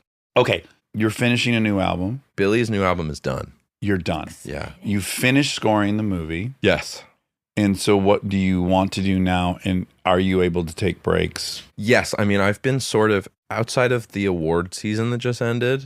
Congratulations. Thanks. How crazy. You guys wrote that song in 30 minutes. Is that We true? wrote it really fast. No. Billy time checked us because we recorded it. I think it was like an hour or an hour and a half, but it was Wow. very fast. But I was talking about this with somebody the other day. It is unfortunate that the songs or the anything that you work on for 3 months is good, but the one that happens immediately is usually like the great thing. Yeah. Well, it kind of makes sense. It was meant to come out. Yeah, it's inspired. That was a wild You listen to experience. Stern a lot. I listen to so many different musicians being interviewed, and 90% of these legendary songs in the canon, someone was in the shower, they stepped out, they sat down, they wrote it in 35 seconds. I had an idea. Does that even open up your mind to like spirituality or anything?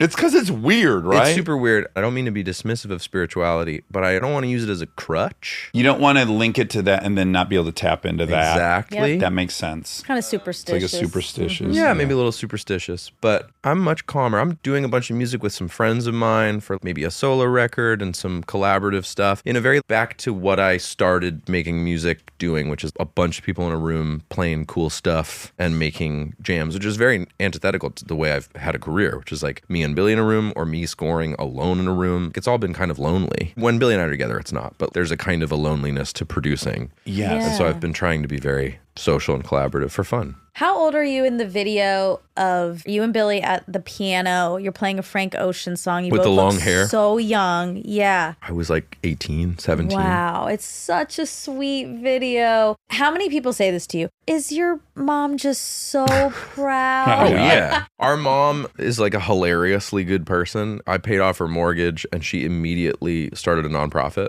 immediately devoted her life to service. Her nonprofit is so incredible. Support and Feed, That's if you why want to look she it up. got these kids. Support and feed. Go to supportandfeed.org. Yeah, or .org. whatever. It's probably an .com. org. It might be an org. I don't Oh, know. I probably love an .com. org. But it's Mine great. is a They're the horny for best. orgs. They're so great. And we really do feel like it's no mystery. We really are just sort of our parents' children. Yeah, but Dax has two Oh, girls. no, I don't They're even at the know. Oscars singing and together. And If you have kids someday, you'll experience this. I desperately want to. I feel like you really should. I hate people feel Are like you I a proselytize. child pusher? I am. I'm not a shamer, but I'm here to say No, as I'm a all very about it. selfish human being, it trumps all the other spectacular things I've got to do. I don't know if you feel this way, but when you were 14 and you thought you were going to be in a band that was huge and you fantasized about this whole thing and then you've arrived at that location. My hunch is you love it, you're grateful for it, it's very wonderful, the process is great. And additionally, you're not living in a fantasy. There's no transcendent elation that's accompanies that, or is there? The example I'd give is like playing a live show is pretty magical, and the longevity of that is pretty magical. I'm not saying that you maybe are going to play like biggest venue of your life every night forever, but if you can sustain something like that, like your podcast, whatever it is, the ongoingness of it is fulfilling. Making albums with Billy over the years is fulfilling. I don't want to stop doing that. But the shine, this is a weird example. There's a Billboard chart for everything. In 2019, they launched a Billboard chart for songwriters. The songwriters that had the most percentage of songwriting on the most songs on the chart at the same time. And they started a producers chart. And the day it started, I was number one on both charts for 5 weeks in a row. Yep. And when you keep being number one, your brain is so dumb. You're like, I guess I'm just number one forever now. That's cool. And I had to very quickly in the middle of that be like, maybe never again. And I never thought I would be. And here I am. I practice that all the time. I always joke that you can like not really care about who wins the award. When they're opening the envelope, your heart's beating way faster. Even if you're going to leap to your feet and applaud for the other person who beats you, human nature is like, I want to be picked. Yeah, of course. Pick me, see me. Yeah, you want I to wanna be be seen. seen. There's also a weird thing that it does that's like, is my thing bad now? Even though you got nominated. That's the bizarre thing about the Academy Awards. It's like 6 losers leave. By the end of the night, the room is full of losers. It's Yeah. mostly Of losers. the best movies. 29 winners and 190 losers.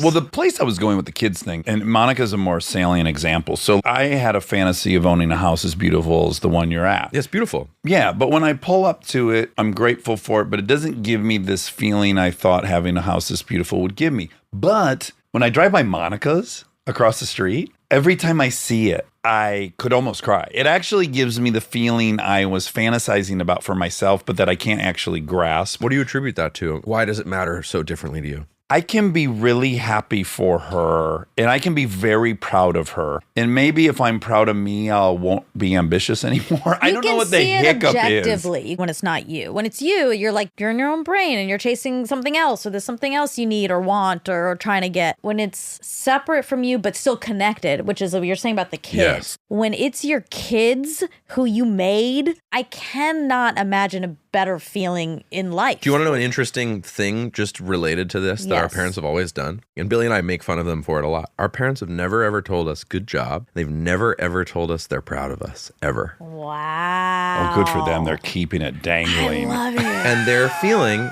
is we don't want your relationship to how you feel about your accomplishment to be like, was my parent proud of me for this? And then they didn't say they were proud of me that next time. And maybe I didn't do a good enough job. Were you raised like rye technique, or this is just on their It's own? just their own thing. They might have a background in that. We did classes in nonviolent communication. So we have a lot of like my feelings, Yeah, a lot of good social, language. emotional learning. Yes, exactly. But for my kids, they both do plays sporadically, one more than the other. And when I see the 10-year-old get on stage and take a big swing, I'm so proud in a way that I never was for myself. It's not like I was up there going, I'm so proud of you. You were afraid of this and now you've stood up and done it. But I know these little tiny people and they were just little tiny people. So yeah, when I see them do that stuff, it is the elation I fantasized about for myself that I can't touch. Through them I can, and I love it. It sounds like that's the vehicle, seeing Monica's house, seeing your kids succeed in a thing that does bring you all this pride and self-fulfillment. Is there a thing that is internal that brings you a lot of pride and self-fulfillment? I have a weird current answer to you. Like I rock climb a lot now. Yes. I feel fucking good when I get up to the top of the wall. If I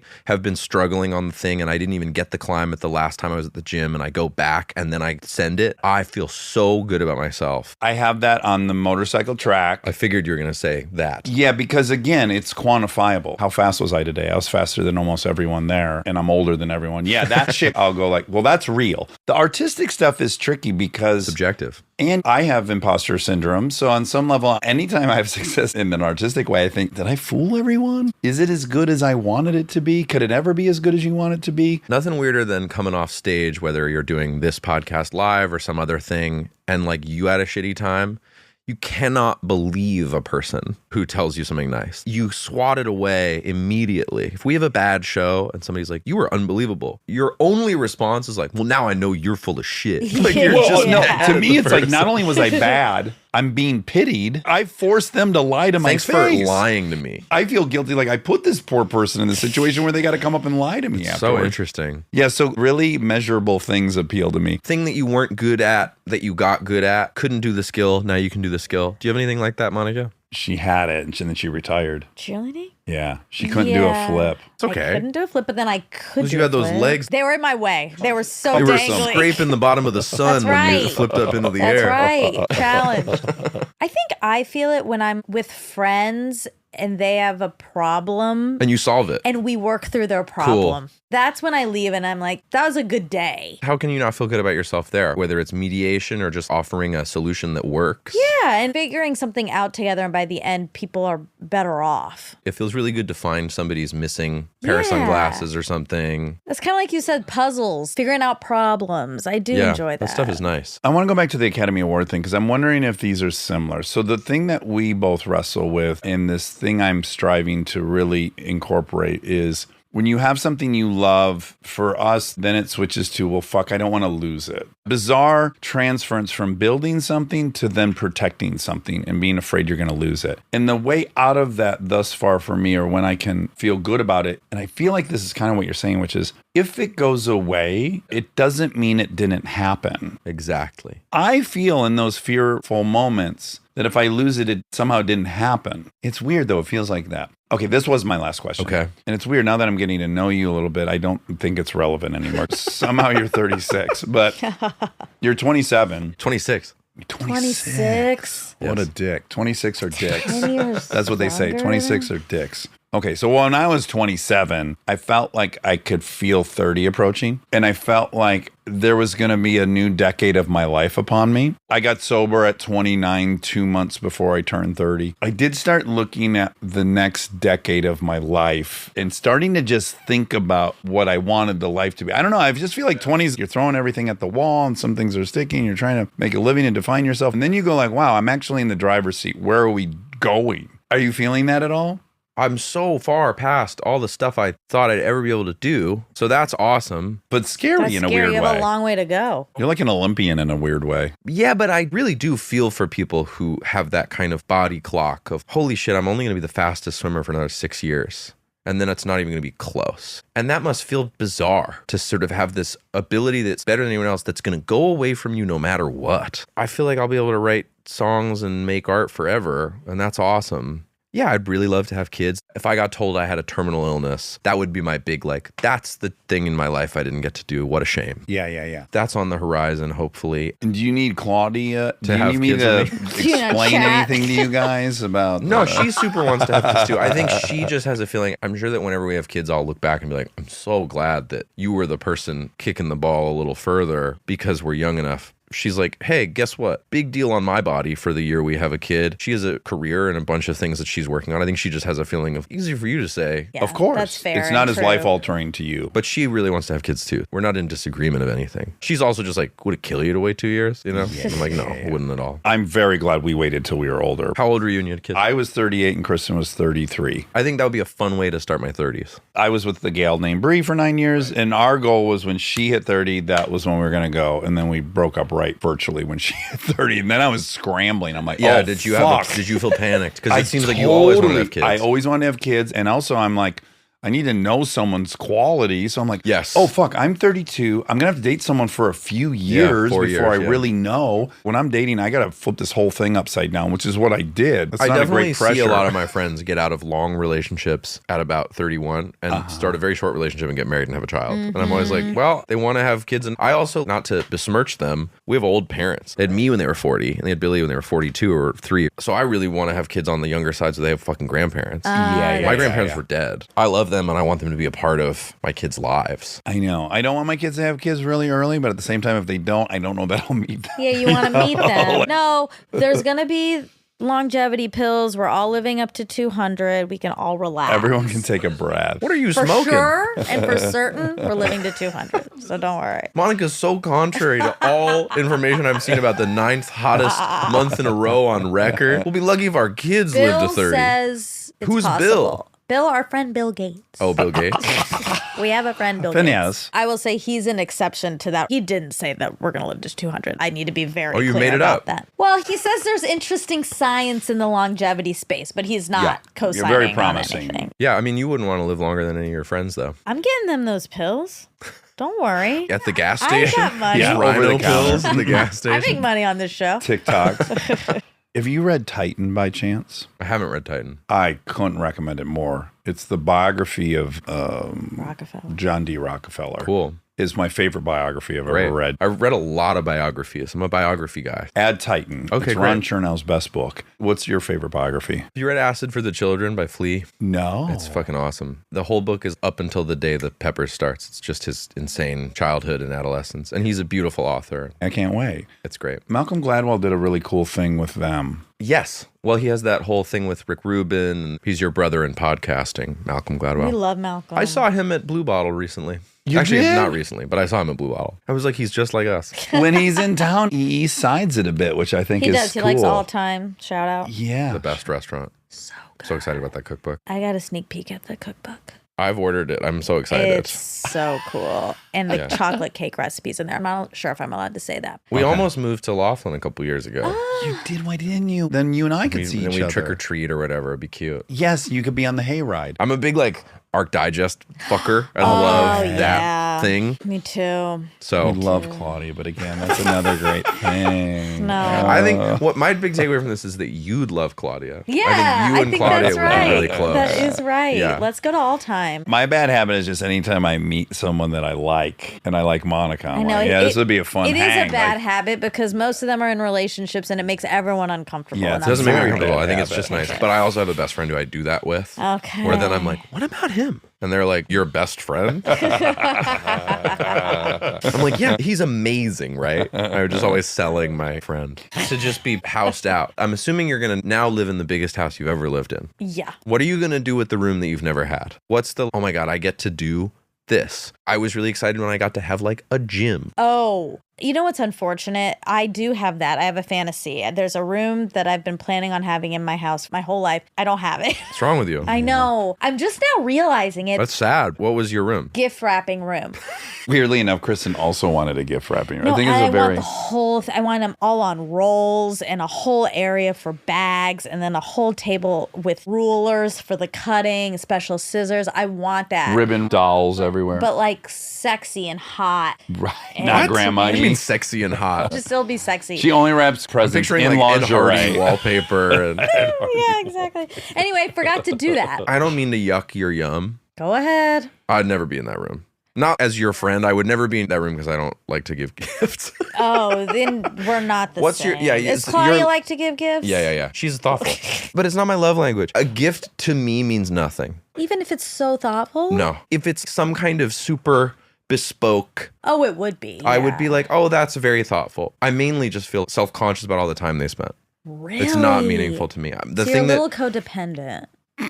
what? I think that's dare a little. you. Don't you think it's a little codependent to feel like, oh no, you spent so much time. That's getting how me I good. feel about it. It is coming from codependency on my end, but Yeah. I don't know that that has to be the root of it. I just don't. You're like, I don't love shit. I want less stuff. Yes, you don't Yeah. love shit, and you're like, God, this person put so much effort into Now this. I have and to put it on a thing. And God, then I I love will want to stuff. throw it away next week, and I never can. It's a big obligation now. Yeah, that's my gift giving issue. Is what would this person like? And then I'm like, well, what would I like? Nothing. That's my big challenge. So what is your love language? Long, fun conversation? I want to be in a circle of people laughing as hard as I have ever laughed, and occasionally adding something that cracks everybody up. That's a That's great way like to live. my paradise. Well, you accomplished that in this last couple hours. Yeah, you numerous did. numerous times. Nice. What's your sign? Capricorn. How did you know? He's Are you July really Capricorn? 30th. I'm not a Capricorn.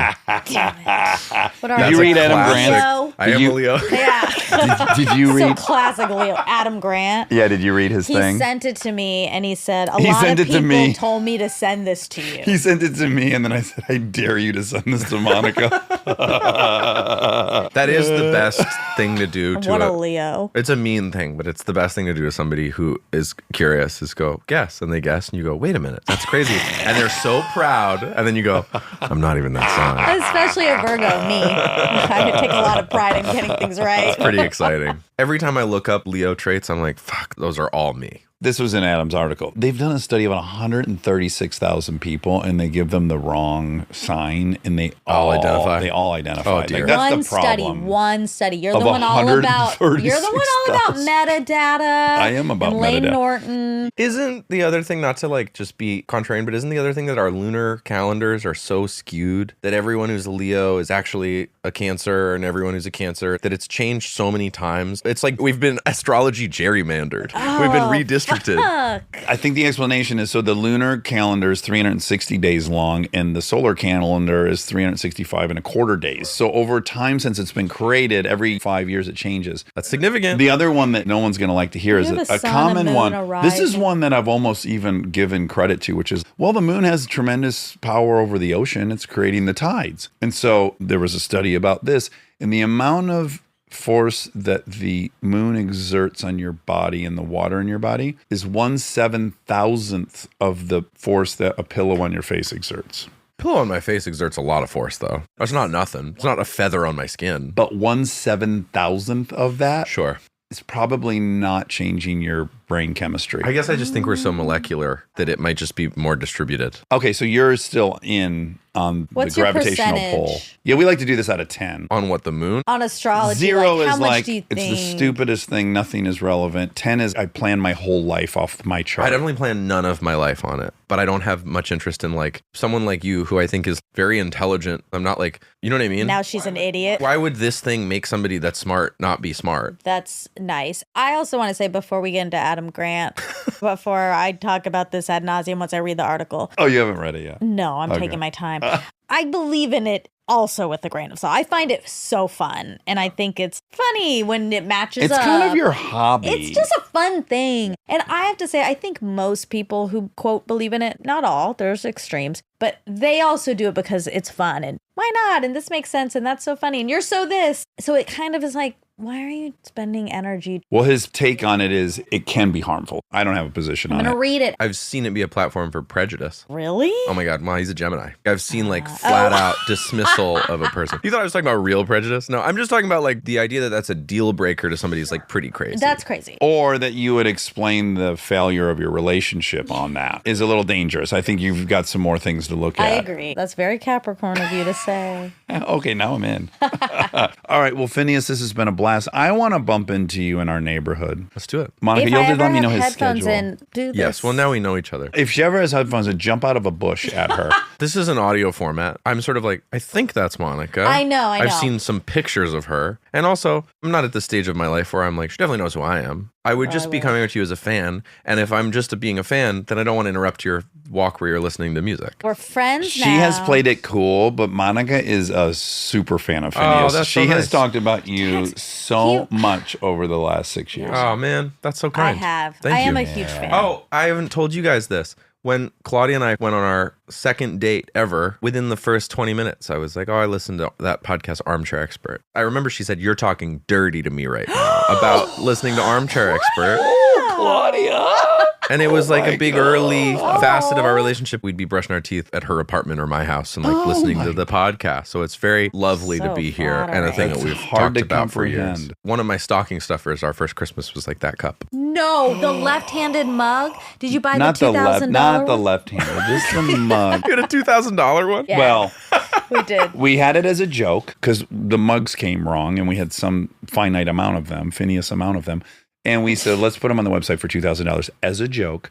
And lo and behold, some people bought them. And then we were like, we cannot take $2,000 from Armchairs. So it became a thing where when someone bought them, we would call them and say, who do you want us to donate this $2,000 Oh, that's so cool. to? That in itself became a little laborious. Hopefully they're not even on the website anymore. Yeah, you took Yeah, them off. I don't Yeah, think yeah, they're yeah. available. Phineas, this was a blast. I really, really like this. I don't understand how you're 26. Maybe I'll process that by the time we do the fact check. Sim There's a glitch. sim thing happening. What Well- are you out on sim? I keep trying to end this and then I ask you another The question. society simulation. It feels like one of those things that if it's true, it changes nothing. Then maybe it's 100% true. Yes, you're going to proceed through life regardless. It's going to be identical. In a weird way, I think if you're as lucky as you were, or as lucky as the two of us Yes. are, it's almost an act of humility, I think, because it's like no one really deserves this level Oh, of yeah. good luck and fortune. Yeah. Yeah. That makes me a little suspicious. I'm a about, big luck guy. It's much less that I'm talented or that I'm hardworking. I just got born lucky. And when good things happen, I'm like, wow, I'm just lucky. Yeah. Good That's things keep the happening to me. I'm a explanation. lucky guy. More so than like random luck. Yeah, as your identity, you're lucky. Who wouldn't want that to be their identity? Which in a weird way then makes you optimistic. Also makes you humble, which is likable. And then I have like bad things happen. This is now like 2 years ago, and I'll keep it brief because I know we're spilling it over. Rob's going to pee his pants. But I got in this crazy bike accident on Los Feliz Boulevard a couple years ago and broke a bunch of bones. It was so shitty, but I still was lucky I didn't get a head injury. I think if you frame it that way, you're like, obviously stupid that I got in this accident, but lucked out that I don't have permanent brain damage. Yeah. Let's end on brain damage. Sure. Monica, I love you. Love you. Phineas, Thanks, guys. Adore you. Thank you. And All time. Yes, and I hope we get to do this again. Yeah, man. Stay tuned to hear Miss Monica correct all the facts that were wrong. That's okay, though. We all make mistakes. In a total eclipse, there's a very small period of time you can look at it. Right at it. Boom. Well, I guess the issue is if you look at it and your eyes dilate because it's covered, Right. which is letting way more of it in. Yeah. So 6/2 dozen. Whether you look at it partial or you look at We're it. obviously talking about the eclipse. The solar eclipse of the sun. Yeah. Total eclipse of the heart. Total eclipse of the heart, solar eclipse of the sun. Partial eclipse of the day.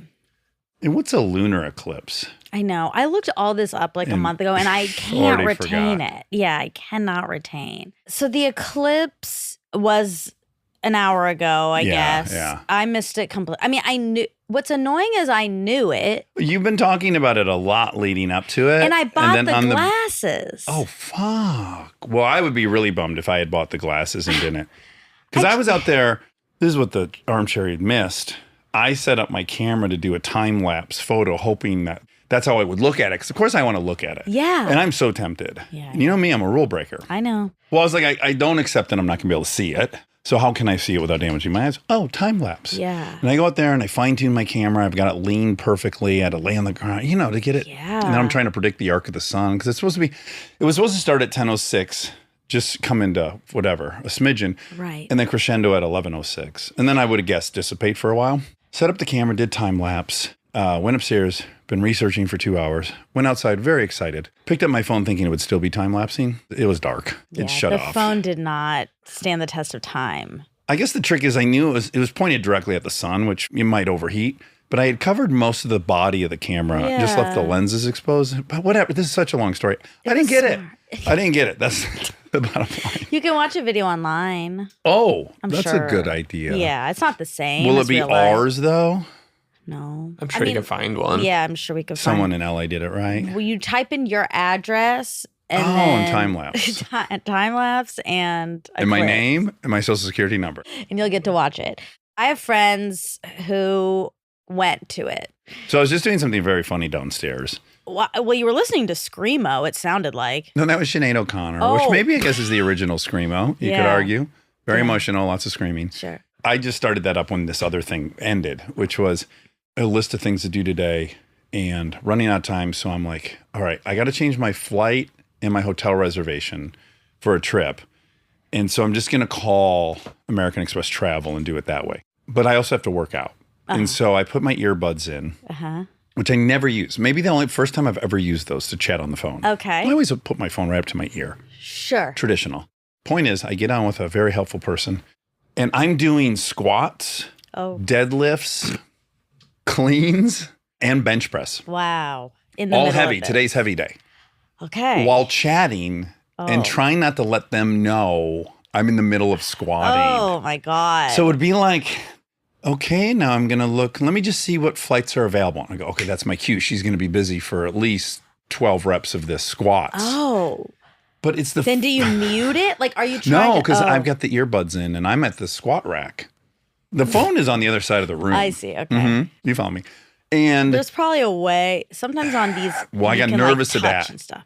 yes, I got really paranoid that because I would push them into my ears really hard before I laid down to do the bench because I was like, what, they fall out of my ears? And then I thought, yeah, that could hang up on accident by double clicking or something. Yep. You got to be careful. All this to say, I did my whole workout dead quiet without any Grunting. elevated breathing even. Because I didn't want her to hear this yeah, I'm trying to leave now on the 27th. Yeah. God knows what she would have thought. And for the listener, you're a loud workouter. Well, I go hard, Monica. I think that's I know. I'm not. It's not a bad thing. It's just it is loud. Say more. Say more. You make lots of sound. Because you're up here, you're saying, and Yeah, you I hear it. We hear it all the time. Unsynced in Flightless Bird? Yeah. Okay. Does it ever make the episode? It's not ever audible in a... I don't think I don't episode. think in the final edit you can hear it. No, Okay. but I can hear it. You can hear it. And sometimes I can hear it when I'm walking by. Oh. Now, I do imagine you can hear the weights dropping on the ground when you guys are recording. Mm-hmm. It But gets edited out in post. There's Okay. like enough. We can happening. hear everything. We can hear all your songs. Well, okay, now that makes Grunts. sense. But you can hear a lot Lots of grunts. A lot of Lots of grunts. Yeah. Oh my God, more than I guess I knew about. I don't want you to get self-conscious about Well, it because I don't know how I would go back now.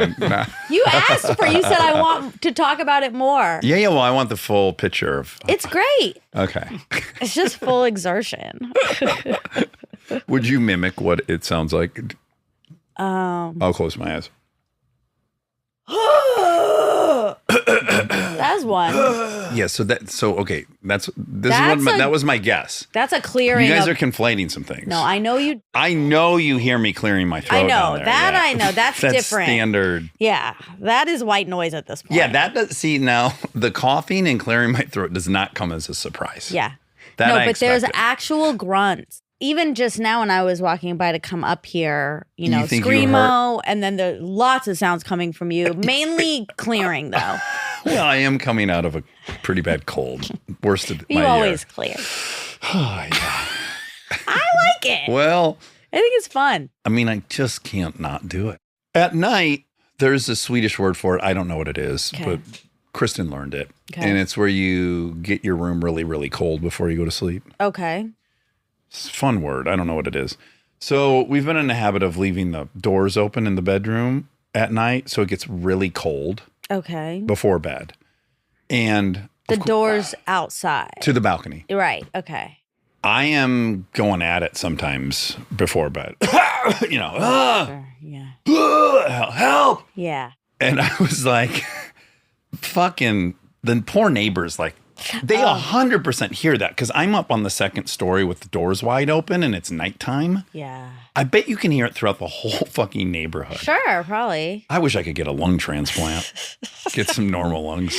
No, it's part of you who you are. Yeah, It would be weird if you were like quiet. I think it's a LeBeau. It's my mom. I thought you said your dad did stuff like that. No, my Papa Bob, he had a whole racket going on, but Okay. he was more like, he did a lot of that with Oh. the nasal ENT stuff. My mother's more chest. Oh, right. Yeah. And to be fair, I have both. Papa Bob and Yeah. You have a lot going on. It's do. great. very busy. I do wonder how many calories a day I probably burn just by coughing. And That's cool. yeah, it's probably like got a little bit of a benefit wish- I don't know about. Then maybe I'll try it.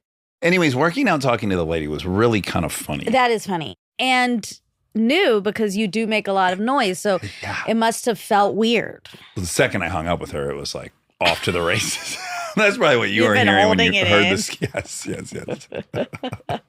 What an interesting experience last night in bed. I can't remember exactly what I was doing, but I didn't even fall. I leaned into some foliage and I felt a stab in the back of my arm and it hurt. And it was like the nub of a branch of something. Oh. But I didn't think too much more of it. It hurt, but I thought it just punctured it. Mm-hmm. Laying in bed last night, and I just kind of grazed my arm, and a chunk of tree, like the size of probably a pencil eraser, but jagged, Oh. just fell out of my arm. Oh.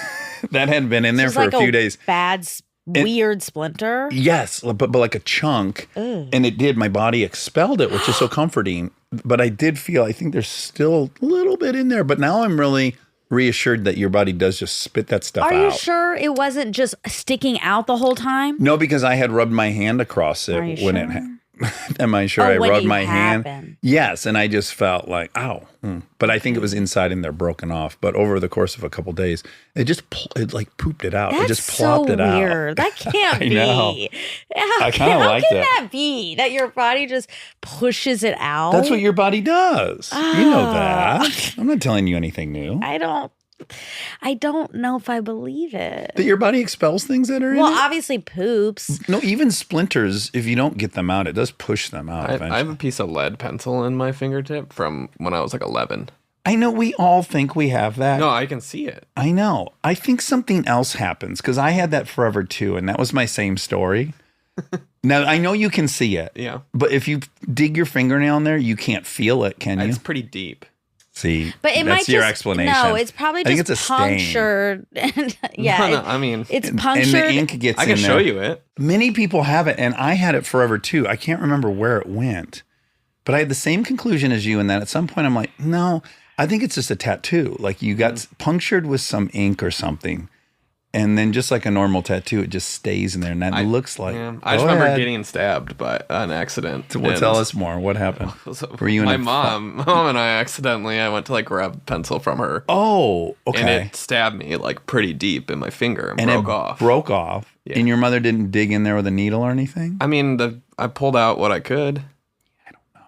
I don't know if I think that the graphite's in there. But I mean, I hope not. I look at it all the time. Yeah, I know. I know exactly. Like I can, if I were a great artist, I could draw what it looks like without looking at it. Because I had it, and then a lot of people I know have it.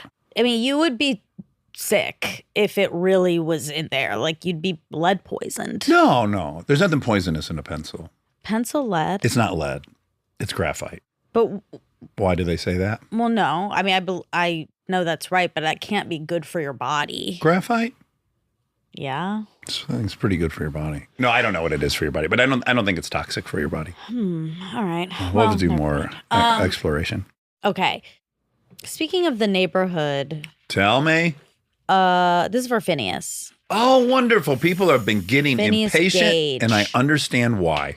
Me too. Yeah, the comments is littered with, what the fuck happened to Phineas? Easter egg. Yeah. Yeah. Sometimes our Easter eggs it's a while before the payoff. And this is why we wisely do not say who's going to be on, because of Yeah. course it just creates anxiety for the listener who's excited. I know, but I am going to post an Easter egg soon of something.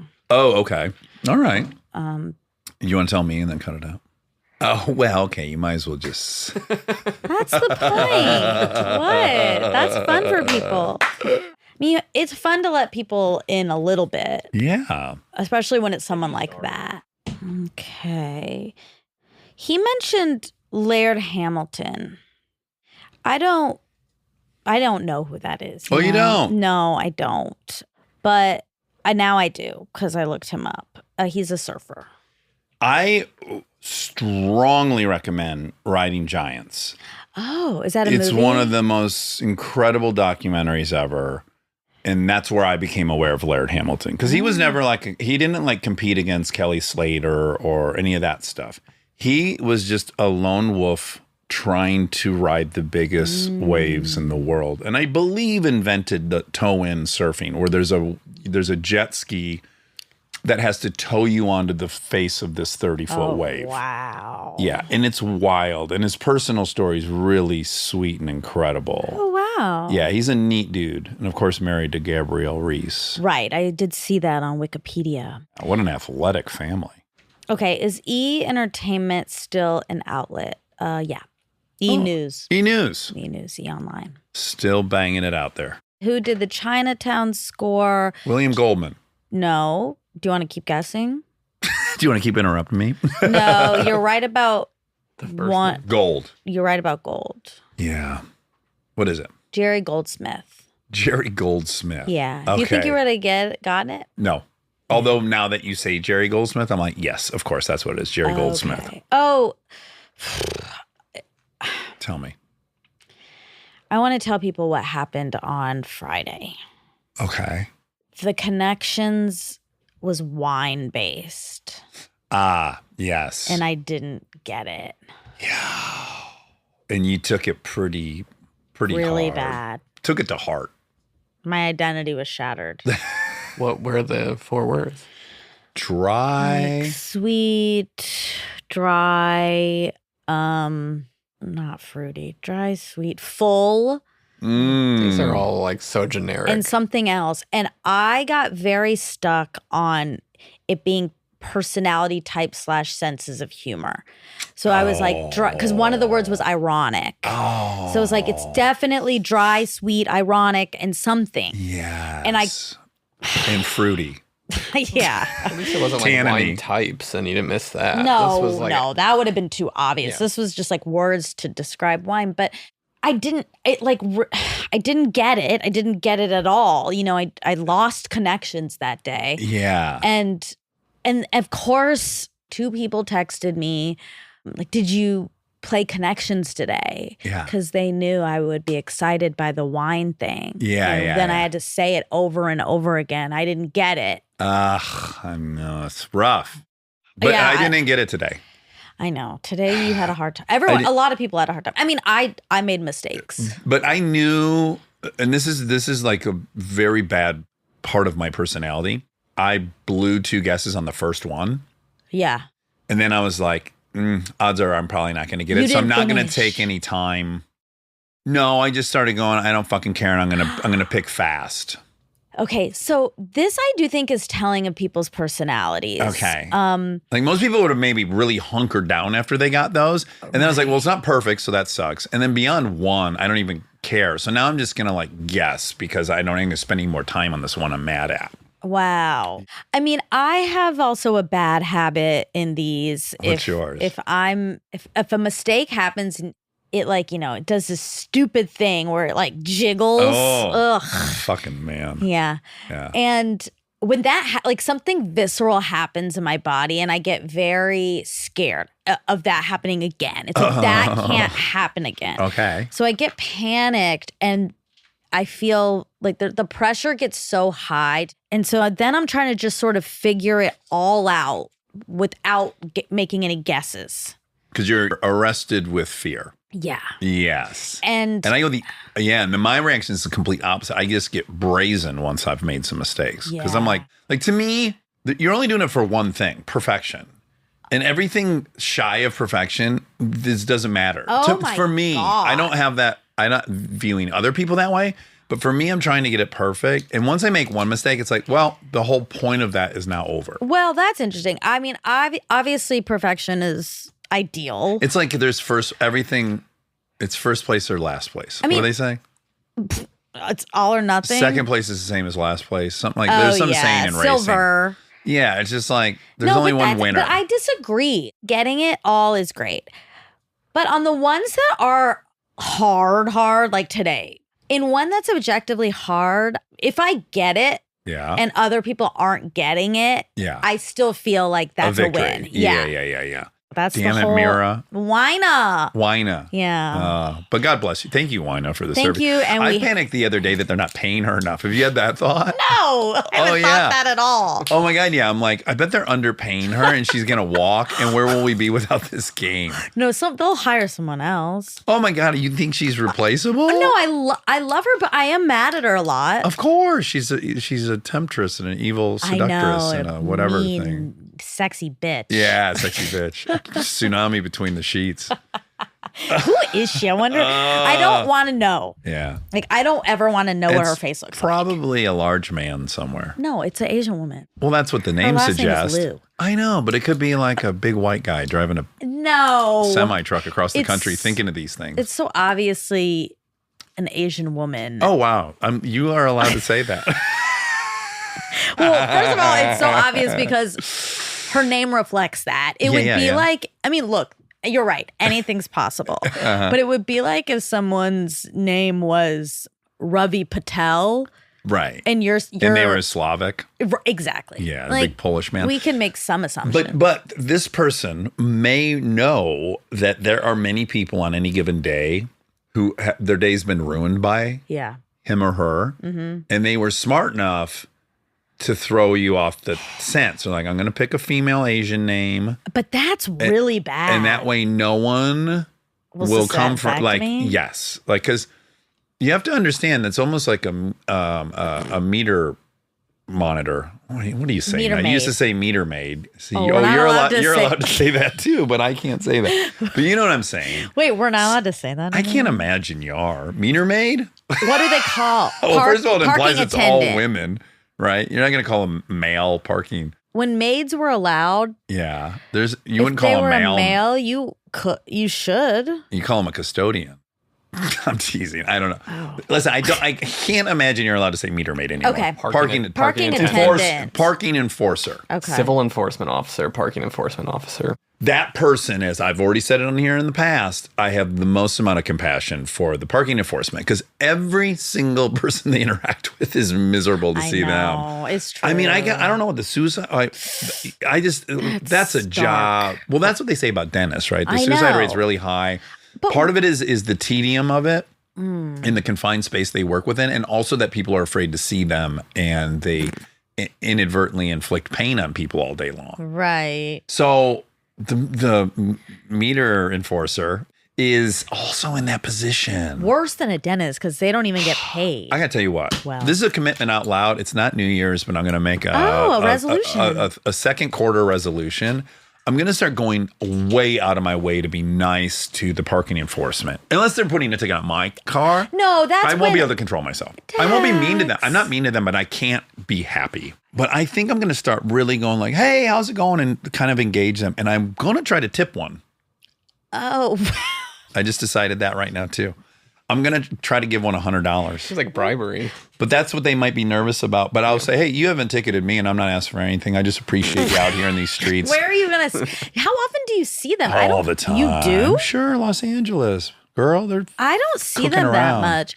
I actually think there's been budget cuts in that arena. I'm gonna go out of my way. Okay, that's nice of you. Maybe take one to lunch if they're up for it. Great. Yeah. I think you should. You know what here's what I should do. This is what Drew Carey did during the strike, which was so nice. Is he opened up a tab at Bob's Big Boy. Oh. And he said, if you're a writer in the union, you can go to Bob's and show your WGA card and have lunch for free. That's awesome. It's so Drew Carey. He's Oh, such he's a fucking so mensch. It's nice. impossible. Yeah. He's done shit like that his whole career. Oh, Yeah. man. I Good, love that. majorly good dude. Friend of the pod. Early Yeah. days. Absolutely. Rode here on a moped, which was cool, in a full rain suit. But I should open up an account at a restaurant Oh, okay. and offer to buy parking enforcers lunch. And people who've got tickets No, that day. because I can't afford that. That would be half the city. Oh, no, I'm bleeding. Or if you could show your ticket and it had that day's date on it, Yeah. that's actually kind of nice as well. TBD, we'll see how this goes. Okay, Okay. Finneas. So, I text Finneas this weekend. oh, you did? I did. About what? Well, just it crosses my mind sometimes. I'm laying in bed and it's like we make these really nice connections with people and it's so heightened the experience. And then we exchange numbers. And I sometimes worry that they think like 3 weeks later, like, yeah, I never did hear from them. That was kind of fake. Oh. Not that his self-esteem is probably way bigger than that. I don't need to worry about that. But it occurred to me, I want him to know I think about him and I really liked meeting him and I still thinking about him. That's nice. So I just texted him and said, still thinking about you. That's cool. And then he responded, said, who the fuck is this? Stop texting me. Yeah. Who And then I dis? said, it's Dax Shepard. And he said, tell me something you've been in. What would you say? What would you say to that? If To someone, Phineas, Idiocracy. no, it's no, easy. not to It's person to person. Flippy Gomez. Flippy Gomez, I would say Chips. Because that's a male Latino in Los Angeles. No, and that's he's primarily not. who See? watched He's Chips. He's not Latino. Gomez? I know. What, This is one of Chinese? those Wina situations. Okay. Okay. So this is a young Asian female by the name of Flippy Gomez. Yep. Okay. Ramirez. Well, in that case, I think parenthood. Yeah. That's probably right. Maybe bless his mess. Anywho. Okay. Now, Phineas is obviously doing film scores. Yeah. We talked a lot about that. So I looked up 50 best film scores of all time. Can I have a tissue? Tissue? I have blood. Oh, wow. You scratch yourself till you're bleeding. Yeah. Okay, ready? I'm going to read these. Okay. Frozen. That's number 50. Christopher Beck. I missed the setup because you asked me for a tissue and I was on the move. Well, that was, okay, yes. Top 50 best film scores. Oh, best. Okay. Frozen's 50. Frozen. Okay. Interstellar, Hans Zimmer, Ding Ding Ding, Jonah. I bet he's going to have the most on here. Oh, that's a good Zimmer. guess. Casablanca, Max Steiner. Are you going 1 to 50? No, I'm going 50 to 1. Okay. What? That was a lot. Well, stop Buckle up. interrupting then. Okay, sorry.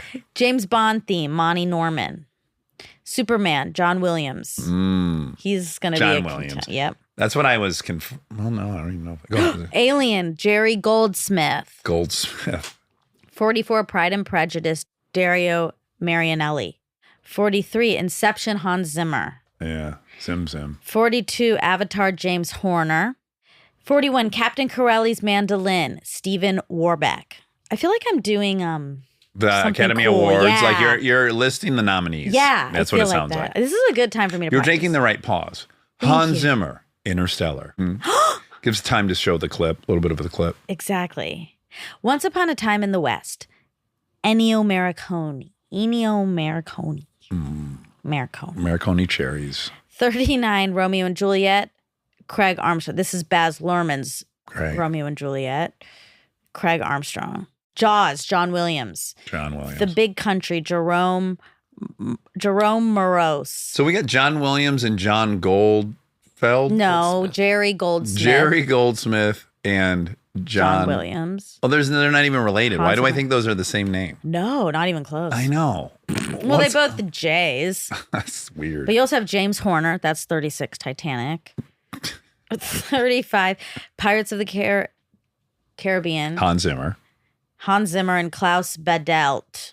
Yeah, that's his uncle. Do you say Caribbean? Yes. Okay. Unless I'm going on a vacation to the, the Caribbean. Caribbean. Yeah. Last of the Mohicans, Trevor Jones. Battle of Britain, Ron Goodwin and William Walton. Oh my God, you really leaned into that one. You were waiting for the two different camera angles because there was two.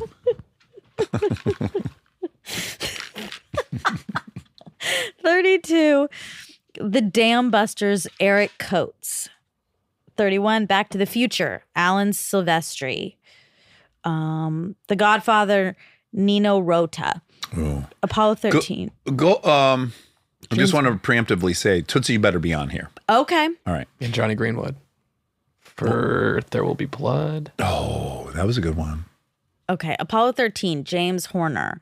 Saving Private Ryan, John Williams. The Sound of Music, Richard Rogers. Indiana Jones, Raiders of the Lost Ark, John Williams. Yeah, I guess Williams is the king, isn't he? Yeah. One time I think I saw him at Houston's. American Beauty, Thomas Newman. I love L.A. Is that a song? That's from it? Randy Newman, his brother. Really? Yeah. Oh. Really, his brother? I really think so. Look that up. Yeah, I think Thomas and Randy Newman are brothers. Yeah, cousins. Cousins. Okay. Kissing cousins. Born Free, John Barry. Gone with the Wind, Max Steiner. Dangerous Moonlight, Richard. Uh-oh. Richard- This is a panic on stage. This is a This Travolta is an Adele, moment. Adele disease. Yeah. That popped up on my Instagram recently. Richard, and you took like a weird. Richard Addinsell. Lawrence of Arabia, Maurice Jarre. Braveheart. Kind of confident about that, but also a little nervous. I feel like I'm reading Taylor's commencement speech. What are you at? You're only like 10 in? No, 20. Oh, We okay. have 20 left. Okay. Braveheart, James Horner. A lot of James Horner. Blade Runner, Vangelis. Amelie, Jan Tiersen. I love Amelie. Great movie. 633 Squadron, Ron Goodwin. The Magnificent Seven, Elmer Bernstein. 15. E.T. the Extraterrestrial. John Goldwyn. No such person. William Jerry Goldsmith. Jerry Goldsmith. But this isn't. John Williams. This is weird. It says E.T. the Extraterrestrial. John Williams' close relationship with Steven Spielberg and the director's own meteoric career meant that he was the composer for many major films of the period, including Close Encounters of the Third Kind, Superman, and of course E.T. Huh, weird. It John Williams just gave you a lot of info on that one. but it's not labeled the same way. Oh, okay. It messed up. All right. That wasn't my fault. That was the prompter's fault. I have been to the Hollywood Bowl for John Williams Night where the orchestra plays all so the themes. cool. It's really cool. Yeah. Speaking of, this is my favorite. I always thought I was at Jerry Goldsmith's performance, but it was just as pleasant, even though I was confused. Okay, this is my favorite. Well, one of my top two faves. Okay. Harry Potter and the Philosopher's Stone. Okay. John Williams. What happened? Your computer died? Oh my God. Are we having technical No, difficulties? this is in there? the time where Oh, you wanted to play it. Terrence Posner and the Sorcerer's Stone. it's so good. Wow. Okay. So actually I have another one. Oh, go away. It's You have lost. to play the whole thing, I think. You gotta watch the Oh whole my God, movie it's now. everywhere. What's happening? It's magic. The list was only made longer by having to watch Harry Potter in the middle of the Magic. list. Wait, Oh my God. what is going It's a on? virus. Oh, Sorcery. I would love it if What if your computer elevated and started floating out throughout the room and I you would finally love were that. invited into the world of magic? Okay. Phew. Oh God. Okay. Ladies in Lavender, Nigel Hess. Cinema Paradiso, Ennio Morricone. Oh, another That guy Marconi, again. yeah. Dr. Zhivago, Maurice Jarre. Jurassic Park, John Williams. That was my other. But there's one more. I have three. Okay. Hold on. What, you're gonna play 3? No, I just love three, but I am going to play this.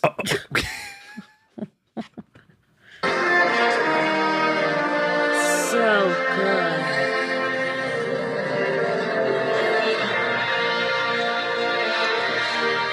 I think this is the best one. Yeah, but we're not at the sticky part. It's I love this one. this is a game on set. If someone whistles at it, there it is. Look, a dinosaur's doing it. Oh, it's conducting. Yeah. That proves my point About what? Dinosaurs? that they can do it without the conductor. Oh my God. Oh my God. I've been yelled at by a few people that was my opinion from the Cooper Yeah. episode. I'm going to stand by it. There's like a couple, I'm willing to take the heat on a couple. Like I pissed off curlers years ago, as you may remember, the Olympic curlers. Yeah. Because I said it was sweeping. Stupid. Well, sweeping. It was like a, Right. you know, it's an interesting, and I've lived with that, and I can shoulder it. And so, yeah, I have a handful of conductors because I'm convinced I've watched enough of these where they don't ever look at the conductor. That's my premise. But how? The musicians just stare at their sheet music. I watch them. They don't ever look But up you at the conductor. never take. You can't say that when I you've know. never But I even did. taken a chorus class. I've also never curled. Exactly. I've only watched it on TV. I just think as a good artist, you shouldn't say that. I know that's why people are so mad. I get everyone's point. Okay. Okay. 9. The Good, the Bad, and the Ugly. Ooh, Ennio Morricone. that's a goodie. Charlotte Sapphire. Charlotte's a fire. This is why they don't have 50 nominees. Yeah. No one could do People it. fatigue. Yeah. Chariots of Fire. Vangelis. Oh, that's the second evangelist. Star Wars. John Williams. Williams is the Titan. Yeah. The Mission. Ennio Morricone. Oh, number 4. I definitely saw him at Houston's. Oh, wow. John Williams, not Ennio Morricone. Okay. Okay, now we're entering top 5. Okay. Dances with Wolves, John Barry. Okay. Out of Africa, John Barry. Wow. John Barry on a roll. Gladiator, Hans Zimmer. Yeah. Zimmer. The Lord of the Rings, Howard Shore. Schindler's List, John Williams, number 1. John Williams. He takes it. Did John Bryan not make the list at all? No, I'm curious who assembled this list. Is this just a ClassicFM.com. wonderful? Yeah, in my opinion, there's a few missing things. But that's fine. What would your list be? What's your top 5? Well, of course, John Bryan's got a few different that I would nominate. Eternal Sunshine, what a fucking score. Tootsie. You're being so Dave cavalier like Gruson. you are with connections. You have to pick 5. Dave Gruson. Yeah, we've done enough. I'm not going to. I'll just say those two I wish they were on there. And Johnny Greenwood. There Will Be Blood. Okay, that's a good- yours. that's yours. Do you have one that wasn't on there that you want to see on there? Home Alone. Okay. Yeah. I'm serious. I believe it. It's great. I think it's this is John seminal. Williams. Probably. Yeah. He's every other one. Yeah, he did. I met It was him. Yeah. Oh, wow. Dude, what a career. I know. I met Hans Zimmer in the commissary at Warner Brothers, and he actually introduced himself at the table. And I know the whole career. Hans Zimmer. Whoa, what a score. I might even put that on there. Okay. I'm picturing a very serious German composer. Right. Fucking playful, Aw. party, That's nice. exuberant personality, and friendly to no end. I was like, huh. I like that. Yeah, but I kind of course, not my stereotype of what I was picturing. One time I saw John Williams at Houston's. Let me be clear. I know you saw him at Houston's or not, but seemingly seems like. I want to be clear. I think composers a very real job. I'm talking about conducting. I know. I know. We all know. The sticks. A couple sticks. Dune 2 score is really good that Hans did. Oh, yeah. I liked that. Yeah, Yeah. I liked that. Good score. I don't think I'd put it in my top 5, but okay. I brought up a video that I saw of Billy and Finneas singing together when they were young, Oh, I want to hear that. and I'm going to play it. Oh, good. Are you? Maybe. Oh, she's so young, huh? Right? Oh, she looks like she's, 14 or something? Oh, I don't think this is the one I want. Wait, maybe this. A tornado flew around my room before you came. Excuse the mess it made. Usually doesn't rain in Southern California, much like Arizona. I think your speakers are lower on your computer, Monty. You want to hold it up a little higher. What? You're holding it up to the screen. And then you're turning the volume up and you don't know why it's not getting louder. Up! God! What if you're holding their mouth on screen? That's so it would get louder.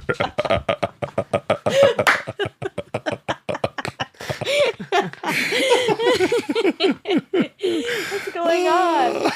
Oh my God. I wanted you to be able to see it also. Yes, all things could happen. You just got to hold your computer a little higher so that don't put Here? the mic higher. Yes, the speakers are in the computer, not the screen. Where though?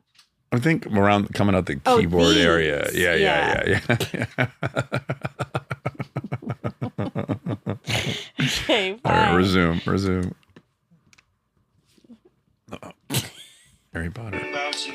Ooh, no. I'm starting over. Oh. That's like Delta. Ready? I'm starting over. Are you? Maybe. See how much louder it is now? I've been doing it wrong every time. I know.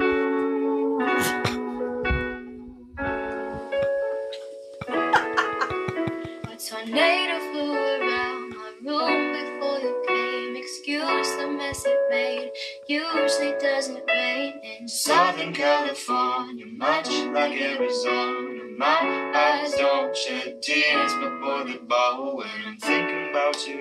Ooh, no, no, no. I've been thinking about you. You know, no, no. I've been thinking about you. Do you think about me still?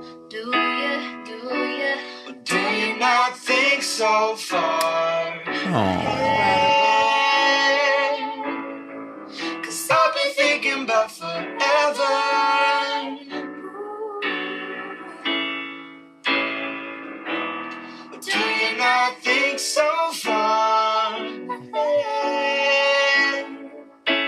Oh boy. I've been thinking about forever.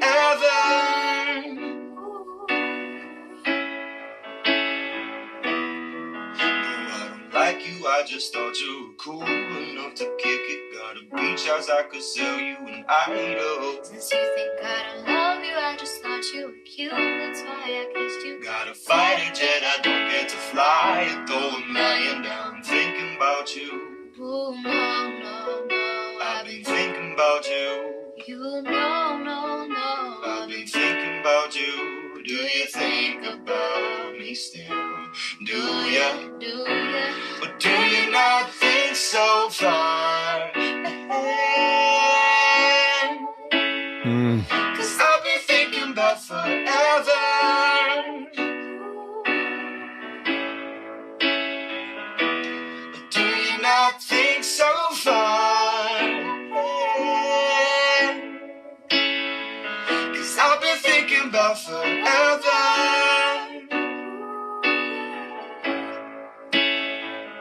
Yes, of course, I remember. How could I forget how you feel?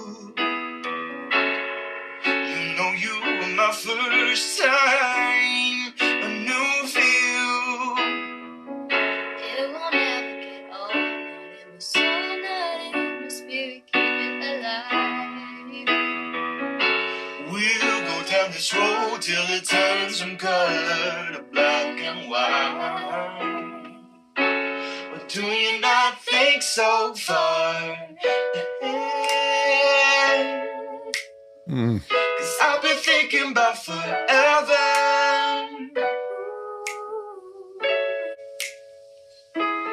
Do you not think so far ahead? Cause I've been thinking about forever.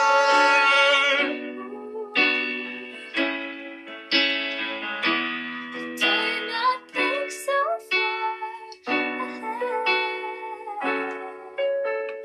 Cause I've been thinking about forever.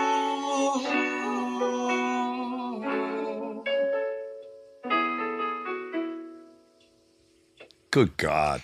Isn't that so special? Oh, fuck. They look so little in They're this. children. Yeah. I don't know how the parents walk in and see that the two babies are creating Doing art this. that's like comparable or exceeds what professionals do. Yeah, I know. Oh, my Lord. It's so He, of all the people I've ever met, I think, other than maybe Mae Whitman, is so much older than his age. I Yeah. can't compute it. I know. It's hard. the most rattling version of that I think I've ever experienced. You know what's tricky? I was thinking about that. The hard thing is when you are so mature, you are still an age. There is legitimately time you have not experienced on Earth.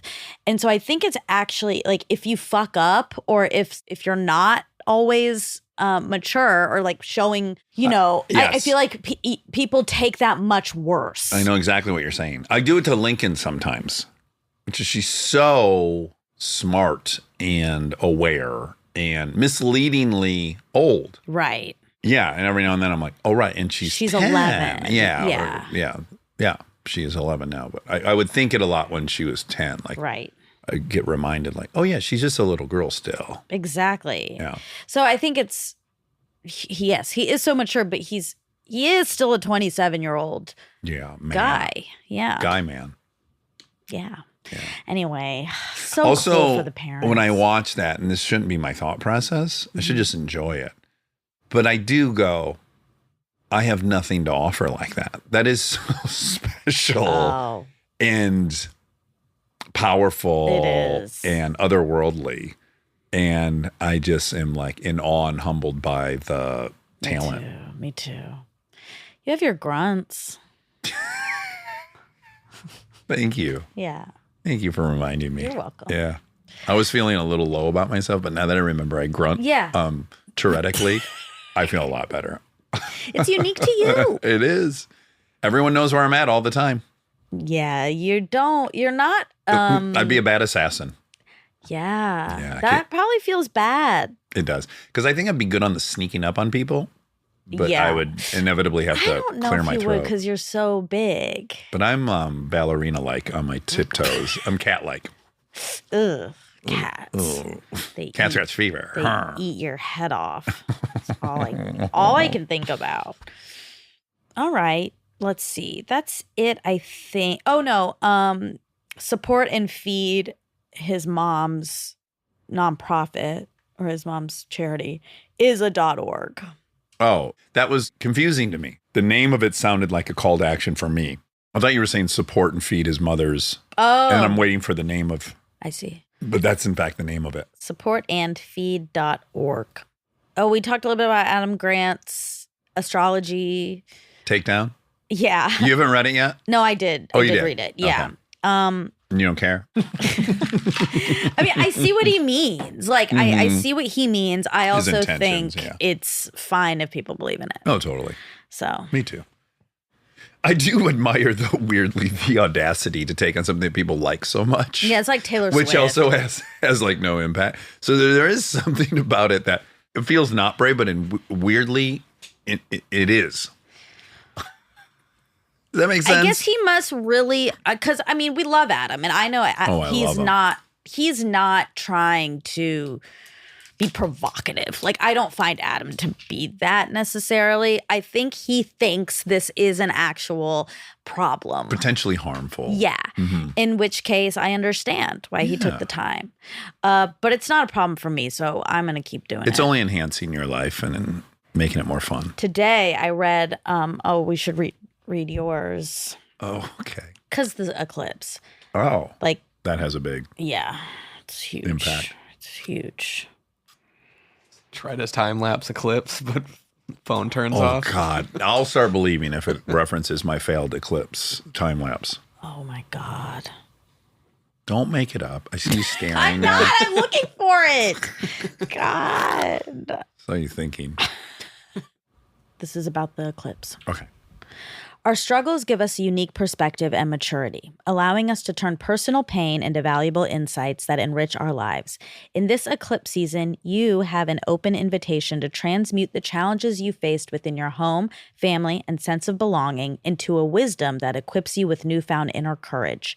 If you find that your foundational sense of safety and security has been lacking, then this is when a greater sense of inner security and belonging is becoming established. Purging, resentment. This toxic emotion tends to disguise itself as a justified punishment for those who've wronged you, but it only leads to feeling hurt and victimized over and over again. Choose forgiveness this time and see where it leads.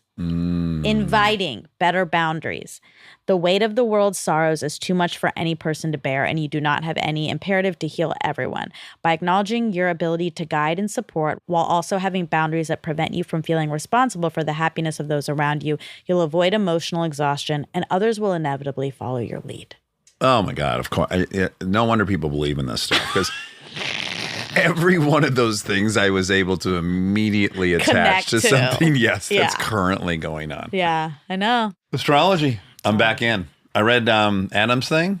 I was out. Now you read me that one. I'm back in. Wow. I'm dancing around.